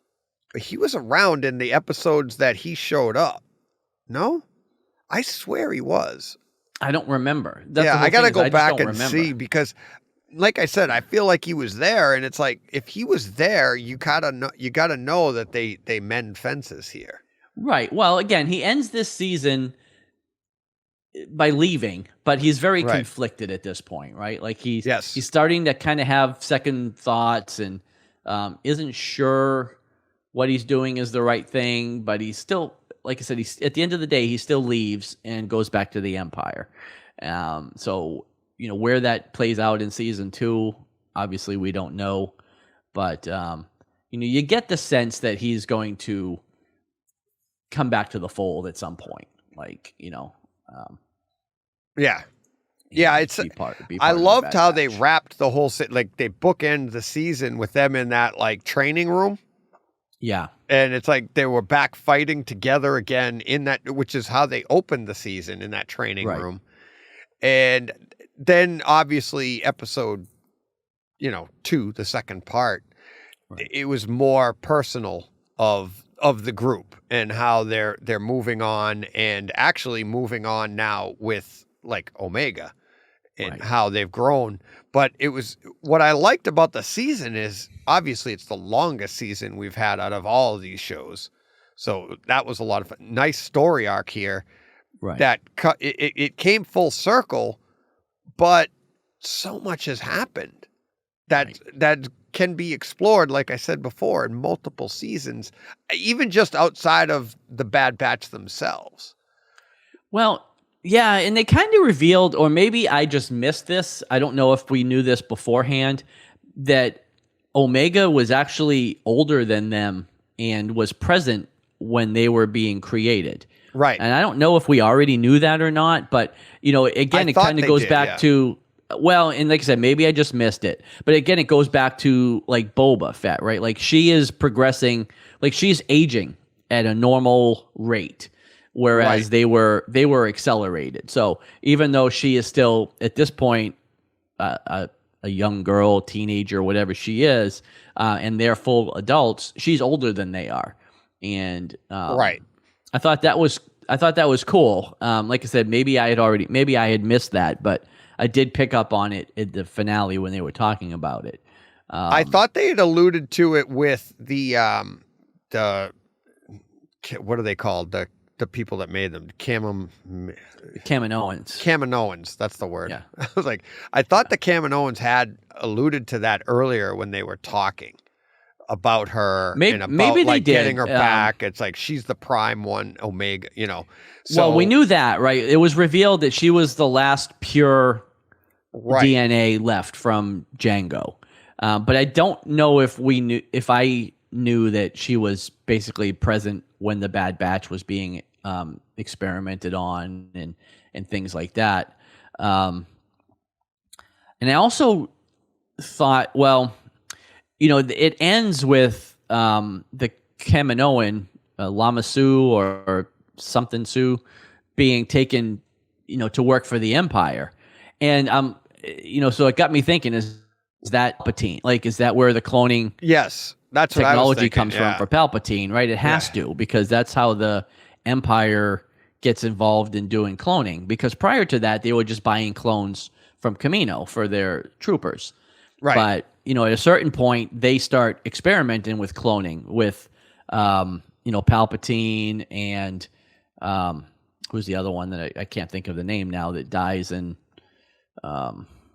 Who? The bad guy from like the Ray in Ray kills, or yeah, Andy Serkis, Snoke. the big guy with the Snoke. No, I just couldn't think of his name. It's he's a clone, and and so all that cloning that they're experimenting with has to come from her and her research or things that she was doing. So I think that is seeding the stage for that, and I'm sure they'll explore some of that going into the next season or two. Right. So I think there's a lot of big picture things that are still developing here that definitely didn't get wrapped up with this season. So, hopefully we get another season soon. Well, we know we're getting season 2, but like you mentioned earlier, there should be season 3 and season 4, really, because it feels like there's a lot of stuff that they can do here. So yep. Real. I did see one thing that I wanted to bring up in the podcast and talk to you about. Hashtag Dork tweeted this out earlier this week. I was scrolling through and I happened to see it, and I was like, I don't know if it's been online or if it's their original thought or what, but I'll give them the credit for it. I didn't even think of it. Omega grows up to become, what's her name? From, what's her name? Now my mind's going blank. From episodes, 7, 8, and 9, the Chrome. Phasma? Yeah. Omega grows up to be Phasma. Well, she looks like Gwendolyn Christie for sure. Right. Now here's one thing that I had, but here's the problem though. Phasma never takes off her helmet in the movies, correct? We don't see what she looks like. We just know her from obviously Game of Thrones. We know her what she looks like in real life, but it's, you know what I mean? Like that was the one thing that I was like, oh, that's kind of a coincidence, but she doesn't have to look like her because I don't think we've ever seen her in the movie. But I did think that was an interesting point. Yeah, I mean, I don't know if the timing works. Like, I'd have to do the math on the ages and things like that. I don't know if the time frame would work for that. Well, if she's aging obviously slower or normally, right? Well, and then you would wonder why the turn. And you don't know how old Phasma is because you never see her. She could be very old. No, you don't, but... Right? Well, right, but she could be, I don't know, it might be 200 years. Like, I don't know if she lives that long. Well, no, it wouldn't be 200. Well, yeah, I don't know how long she lives, but let's put it this way. According to, like, when Bad Batch takes place, it's right when Luke is born. So she would be the same age as Luke. Oh, she would be older than Luke. I'm sorry. Yeah, but she'd actually much. Maybe like 15 years older. Yeah, 12 years older. 12 years older than Luke. And Luke is old. Yeah, Luke's 70-something years old. So Luke is like 70. Yeah, so I don't know. So if she's Phasma, she'd be like 80-something years old. She's a pretty spry 80-year-old. Yeah. So, yeah, I don't know. But... yeah, so that actually thinking of it that way, maybe that's I'm gonna lead towards. I don't know if right. I think the age. I think the timing just doesn't work for that. Right. So the fact that she does look like what's her name is like I think that's kind of a coincidence, maybe, because I think we never probably see more than her. anything. We we know Gwendolyn Christie looks like as an actress, but in the canon of Star Wars, you never see her. You never see Phasma, right? Right. So, I mean, she could be green for all we know, like under the earth. But all right, is that all we have for Bad Batch? I think so. We will be revisiting because I can't wait for that to come back. So, all right, let's get to What If. And this week we are featuring What If Agent Carter was the first Avenger. Well, yeah, Agent Carter. What's her name? Peggy Carter became Agent Carter, right? So, well, what if Peggy Carter became the first Avenger? Is that what it's called? Yeah, I'm pretty sure that's what it was. Because she becomes Captain America. Right. Which isn't Captain America. It was, I don't know. Did they give her a title? Agent Carter. It was always Agent Carter. Yeah.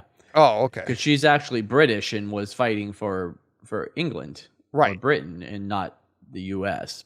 But we were allies, so I guess it didn't matter. Right. But yeah, her name was Captain Carter. Captain Carter. That's what it was. Captain Carter, right. Okay. So yeah, just a fun story. I mean, it's a fun story. It's essentially, she gets the super soldiers here. What I didn't expect, I guess, was for Steve to have such a big part in the show. You know what I mean? Like, I really felt like, something was going to happen and she was going to become Captain Carter. And I kind of thought he would just fade away. But that's not what happens. Like, he becomes a hero again in his own right. And he becomes like the first Iron Man. Right. And, it still plays a big part in it. So I didn't expect that, but I thought that was interesting. I really liked Bucky and how they kind of rewrote, like they wrote out the Winter Soldier, basically. That never happens. Right. But I love the line where he says something to the effect of, "You almost pulled my arm off," or something like that. Yeah. I thought that was pretty funny. But yeah, that was cool. I thought they were going to have Steve goes down as the Winter Soldier. Yeah. And I think there's still an opportunity for that because they rescue him from and you don't know just like Bucky, you don't know what tests they've done on him. You didn't know. So, right. But it doesn't feel like they had him for 75 years either, like they definitely did with doesn't Bucky. feel like that, but I don't know. They didn't have him for very long. So I don't know if they would have had time to brainwash him like that. But yeah, I don't know. And then, where it seems like it's going to interlink is at the very end, right? Because, she gets, just like Steve did, she gets pulled forward in time, and gets brought to, who was with, I know it was Nick Fury. I don't know who else was there. I don't remember, but. I don't know. I don't remember who was. But, she gets pulled forward in time, and, what I thought was funny though was that what was Hawkeye, wasn't it? It was Hawkeye. Oh yeah, right. It was Hawkeye. Because that was the beginning. That's the other reason I watched Avengers. Yeah. Because that was the opening scene from Avengers. She comes through instead of Loki at the same place. I don't know if Loki might still come through there, but that was the place. But what I thought was funny is like Fury didn't skip a beat. Like he instantly knew exactly who she was and just said, "Hey, we won the war 40 years ago," or something like that. And it was like, it didn't even bat an eye that she just popped up there, Yeah. So, yeah, it's like you said. And he can only bat one eye because that's all he has. So you've been saving that one up all week. I haven't. No, it just came to me. That just came to you. That's so natural. Yeah. Great. I know. Oh, man. I mean, I'm not saying it was a good joke, but it just came to me. So, yeah. I did hear that one too, live. Well, true, yeah. I'll laugh even harder tomorrow in the car. But yeah, I want to see how all of these play out. I can't wait to see how they're all linked because they're all, like you said, they're all going to be their individual stories. Much like the Marvel Universe, all the movies are their own individual movies, but they all have a common link. But I'm wondering if somehow at the end of each episode, the character ends up with Fury and Hawkeye and now Captain Carter. Like, I'm wondering if they somehow are forming another Avengers team. Like, this week is the T'Challa Star-Lord episode, right? And so, is it? Like, I think so. Okay. And so I'm wondering if at the end of the episode somehow T'Challa ends up with, with that team. That could be the thread. It's not necessarily the case, but I'm just spitballing, Yeah, and we will maybe see. that's how it all ends up being connected. Well, we get a second puzzle piece this week, so it's hard to tell with just this one. We have no idea. Right, we'll know a little bit more. Well, we'll know if we're right or wrong at least by the end of this week. It's just with everything that's gone on in the last 2 series that were out, or 3 series to be fair, with even Falcon Winter Soldier, with all these series and how they're changing everything, it's making it harder to guess. I mean, if you think back to WandaVision, all we did was guess. It's Mephisto. And we were all wrong. That's the common thread, Mephisto. Oh boy. But so it's like for this we don't even want to guess anymore. We just want to see what it is. Yeah, it's hard to guess. Like I said, halfway through WandaVision, I gave up. Remember, it's just like I'm just watching it now. I'm not trying to figure anything out. Exactly. Exactly. So, all right, you ready to move on to Titans? Yeah. All right. I love the theme music. Yeah, me too. It was hard to find the short version like this one. Nice. I like how even during their theme music, when you're watching the show, they have the images inside the words. They change. Yeah. They'll like be topical for the episode, but then when they go to the full one, it goes to, I think, the original members and the original Titans with the original pictures inside. But all right, where do you want to go? I mean, do you want to just go right to it? Red Hood, jump to the end? What did you want to do? Well, no, I mean, Red Hood's fine. Like, I don't know if it's a spoiler necessarily, because we all knew that Red Hood was coming. Yeah, but I didn't necessarily expect it to play out. It was kind of like the whole Trigon thing in the first 5 minutes of season 2. I didn't necessarily expect that whole storyline to just play out in before the credits of episode 1. But yeah, basically, you get a watered down version of his origin story. Yeah, it's almost like they know, all right, you guys know the story. We're just going to give you a quick image of it. Get you all caught up here, right? Yeah. No, I didn't. Slightly different, but it was slightly different. As this series is slightly to very different, depending on the character. I didn't love and not that we got a lot of it, and we probably won't see him again for the rest of the season, so it won't matter. But I didn't necessarily love the Joker. I didn't like the laugh. Yeah, well, I didn't really like the laugh. It just seemed too Cesar Romero, I guess, in a way. Yeah. I thought that was a little cheesy. I think it was more because it's not the story. But and I think, like I said, we only saw his silhouette, and we won't see him again for the whole season. So it was kind of like, this is the Joker, but we just need the character to do the act, and then that's it. And it's funny, we were just talking about it last week, and so the whole resurrection thing is a puzzle, right? Sketchy, we don't understand because we haven't had the story told. Although they did at least bring up the Lazarus pit, which I thought was interesting. They mentioned it, but they mentioned it and they dismissed Roz, it. Right? They were just like, and they said that that's not the case, but at least they brought that up as a potential way for him to have been resurrected. But we're starting off talking about a bunch of things that we didn't like, even though we said we loved it. But I think the reveal was a little too quick. I think why? What do you the mean? reveal of him being Jason to Nightwing to Dick was a little bit too fast. What was that? Second episode? Yeah, it was at the end. Was it, or was it even the? It was the end of the. Oh, it's second end of the second episode, because he cracks his mask, and then the beginning of the third episode, Dick's digging up the grave.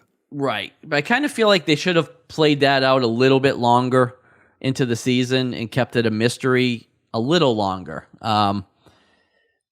But again, it is what it is. Like, I think they did that because they have so much to get to this season. This isn't the story. These 3 episodes were just setting you up for, as you could see by the end. You watch the the mid-credit trailer for all intents and purposes for the rest of the season after episode 3, and you're just like, you have no idea where this is going. Well, no, because we still have Raven and Donna on Themyscira. Like, that's going to be a storyline we're going to follow. Yeah. But what I don't want to see happen is kind of the whole Trigon thing again. Like, I don't want next episode to be the end of Red Hood. Like, they just take Red Hood down and then they move on to something else. You know what I mean? Like, and I feel like that's a potential thing that could happen. But do you think they're going to take Red Hood down, or do you think they're going to...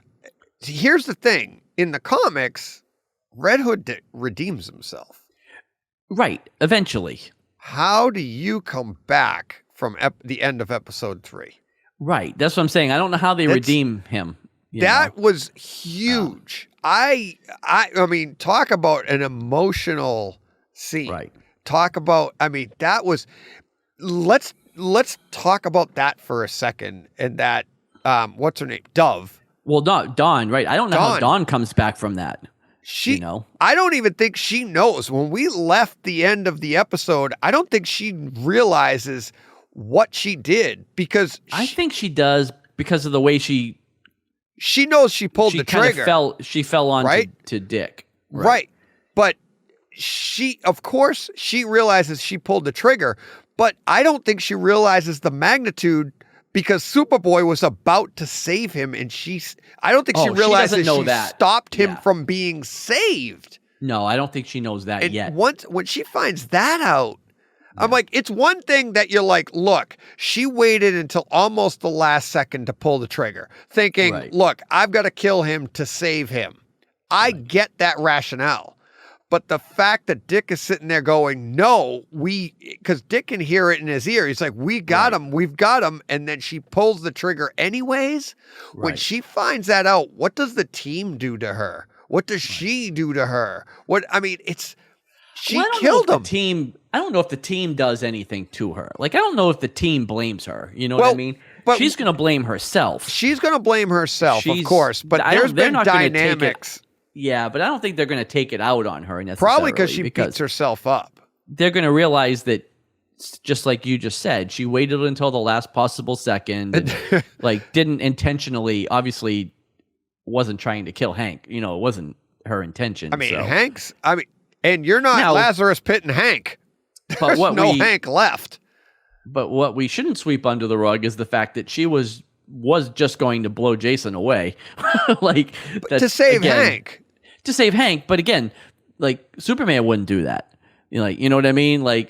Heroes don't kill to save. You know what I mean? You don't take a life to save a life. So, the fact that she was going to gun him down means we're living in a world where the Titans are vigilantes. Well, before we move on to the next one that I was going to say, the scene where Krypto comes out of the cloud of flame, covered in ash, covered in Hank, was devastating. You're because I thought it was funny when Hank said earlier, and he's talking to what's her name, telling take Krypto, get him out of here in case this goes south. And I'm like, why? Well, I was thinking, why? Krypto's going to be fine. Yeah, I'm like, Krypto, and how about Superboy getting to the room and then just standing there and pieces flying by, and you're just like, did you see that coming? No, I didn't. No. I figured they were going to save him at the last minute, and that was going to be that. Because I kept thinking, I was like, they always find the solution with 3 seconds left. They never figure out the answer when there's 38 minutes left. It's always when they're down to 15 seconds. Right. They're like, oh, we got the answer now. And I'm the only one fast enough to get there and do anything about it. You know? And that's, I thought it was great. I love how they have Superboy using his mind. Yeah. I thought that was really interesting. I don't think I've ever seen that to that depth before on like he can read so fast, and it's like how everything that he can do and accomplish so much faster than everybody else.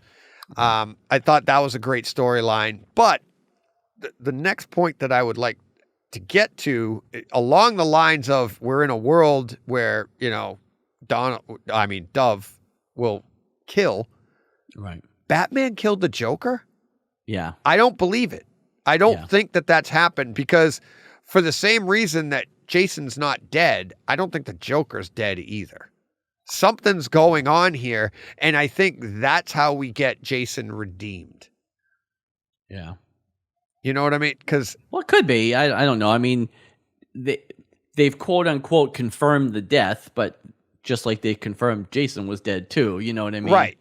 But yeah. Well, and where did Batman go? I know you don't like Batman. I really don't like the whole portrayal of Bruce in this show, anyways. But yeah, again, out of character. That takes me back to the whole Man of Steel, Superman killing Zod thing.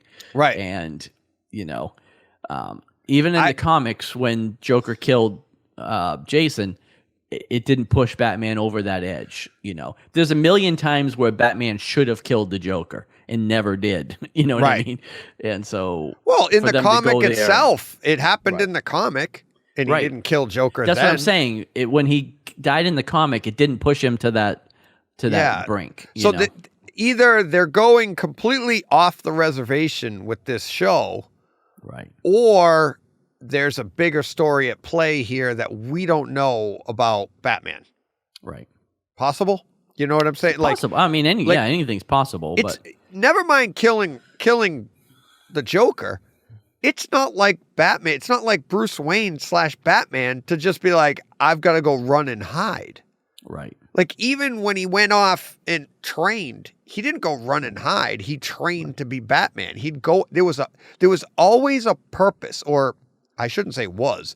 There is always a purpose in what Bruce Wayne does. So yeah, but I think in this case, it wasn't so much run and hide. It was a resignation that he realized he failed and couldn't do, like, he just wasn't the right person for the job. You know what I mean? Like, he tells Dick, you know, be a better Batman than I was because I failed, right? Like, I didn't accomplish my mission. And I think it was a resignation that he eventually just gave up. Like, he failed but that's not Batman. And moved on. It's not Batman. I'm not saying I like that. Right. I'm just saying I think that's in the context of this show where they're going with Bruce. And again, yeah, I'm not a fan of it. I don't really like the portrayal of him overall. But I think that's the rationale that they're giving so far. Like, you know, he couldn't save Jason. He kills the Joker and says, "I'm done. I gotta, I'm out. I'm done. Like, I failed. Right. And this is it." I don't think he's necessarily hiding because he's afraid of the repercussions of killing the Joker. No, I don't either. I'm just saying, like, emotionally, you don't see Batman in this, or Bruce Wayne in this light. Like, dealing with Dick at the mansion and talking to him and being like, "I'm done. I'm out." Like, he's hurt. He's emotional. That's not Batman. We don't. Right. It's just such a weird. How do they come back from this? How do they get Batman back to being Batman? How do they get Jason? I don't know if they do, unless he's under mind control or something. But it's not a Batman story, so I don't know. No, like they might redeem Jason, but I don't think they're worried about Batman. Like, I don't think they're trying to redeem Batman. You know, again, he's old. He's past his prime. He's not. I think that's how they're writing him out, like, or how he's hanging up the cape. You know, and that was the last straw. But by the same token, he was also researching new Robins. So exactly, like, it didn't seem like he was on the edge of being done, because, you know, and I really love I loved it was Tim Carrie. is going to be.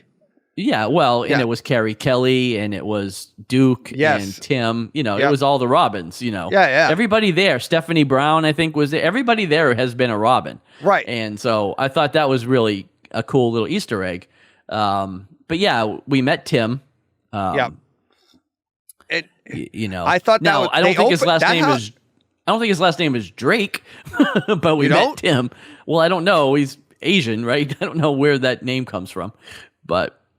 Well, who knows? The Drakes. I don't know. Tim something, but I they opened the show with that. I thought that was pretty. I kind of knew. You knew right away. You're like, Tim. Right, why is and they kept. I don't know if they kept saying it or it just jumped out at me when I heard it. But it's when they did say it. I was like, oh well, that's Tim, right? Yeah, but it's. I know it's not a Batman story. But it is a Batman story. They're using a Batman story to tell a Titans story. Well, Batman is at the center. He's at the. I don't know. I say he's at the center of it, but he's the impetus for the whole thing, right? Like he created Robin, he created Dick and Nightwing and Barbara and all the resentment that everybody has. But now the origin of the Red Hood story. Even obviously they did pay tribute to the story on how like. Joker started out as Red Hood and blah, blah, blah. But this is, if you're going to make a Titans TV show and you're going to make a Titans story, why are you pulling on a Batman-centric story and putting the Titans in it? But then you take that Batman story and just change it completely and change the Batman character, change the Red Hood character. Right. I don't believe they are. I can't believe they are. I have to believe that there's going to be a bigger story at play here. And by the end of this, I would hope, because otherwise you're like, what did they do? It's like, I get what you're saying. It's Titans. But just if you're going to tell a Titan story, you don't make, like you said, you don't make Superman a killer. You don't make. Right. I just don't get it. Yeah, I don't know. Like I said, I really don't. But I absolutely love the show. I think it's too. One of the best shows. It's like, it's so good. It's so dark. I love that it's an adult show. I love it. It's like, and this is what we loved when it was on DC Universe, and it was a dark show on that pay channel, whatever that was. But I can't wait for more. But I really question the direction they're going with how dark they're making these characters. And I'm like, especially like Jason, how do you come back from that? Yeah. I mean, I can't wait for Thursday, tomorrow. Yeah, I know. Tomorrow. I can't wait for that. And it's going to be sad. I mean, it was awesome that we got 3 episodes, but now we just get one. Right. And what is it, 10? Or is it 13? 12. Not even I think it's 12. Yeah, the first 2 were 12. Yeah. Each. Because remember, we got 11. Then they came back and did 13 because that was a weird wrap up. So they don't have the best track record of wrapping things up. So we'll see. Well, and like I said, season 2 felt like we followed multiple storylines, because like Deathstroke was there, then he wasn't, and Trigon was there, and then he wasn't. So I'm hoping like the Red Hood isn't just like the first quarter, like the first third of the season, and then we've moved on to something else. But because, like, again, we have to move on to Themyscira. We got to get Raven. We've got to get Donna back. Right. Well, remember what's that whole story? In season 2, we had a dream sequence, didn't we? Didn't we have a whole dream sequence with Dick or something like that, where Jason came back in the wheelchair and everything? Well, yeah, that was the Trigon. It was the Trigon mind control thing. That was. What if we have more of that? Yeah. And that's how we get maybe Hank's back. That was devastating. I could not believe that. What a way to end. Yeah, I was surprised. They got rid of Hank. I like him. I like him too. Yeah. I like him too. And I was like, I mean, it moves the story on. Like I said, definitely. Hell, they killed Aqualad too right away. We didn't get him at all. We got 1 episode with him. That's true too. Yeah, you're right. So they're not afraid to take people out. Because he was gone and never came back. So didn't they kill Dawn? Hank might be gone. Remember, they didn't kill her, but remember in the first season? Well, she got thrown off the roof. The roof, and she was in like, the hospital. But you didn't know at the end of the season. You're like, did they just kill her? No, yeah, we thought she might be dead too. So right. But Hank's not coming back. I don't think Hank's coming back from that. Like, he's pretty blown to bits. So yeah. I mean, how does she come back from that? I don't know. Yeah, that's gonna be crazy.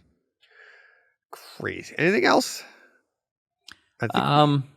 Well, I mean, Barbara, right? We didn't really talk about Barbara. Oh, she was awesome. I mean, she's awesome, but she wore thin on me. She got angrier and angrier as the episodes went on. Well, she resents Bruce, right, for what he's done. She doesn't like the way he threw the mantle at Dick, right, and said, be a better Batman or whatever.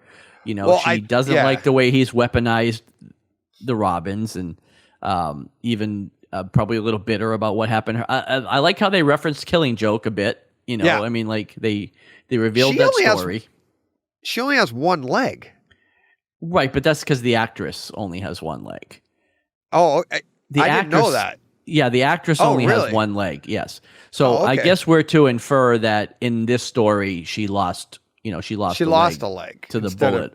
To the bullet or what have you. Instead of being Paris. So the thing with that is there's no coming back as... Sure there is. They can make her a fake leg. Yeah, but the actress doesn't have a leg. Oh, that's true.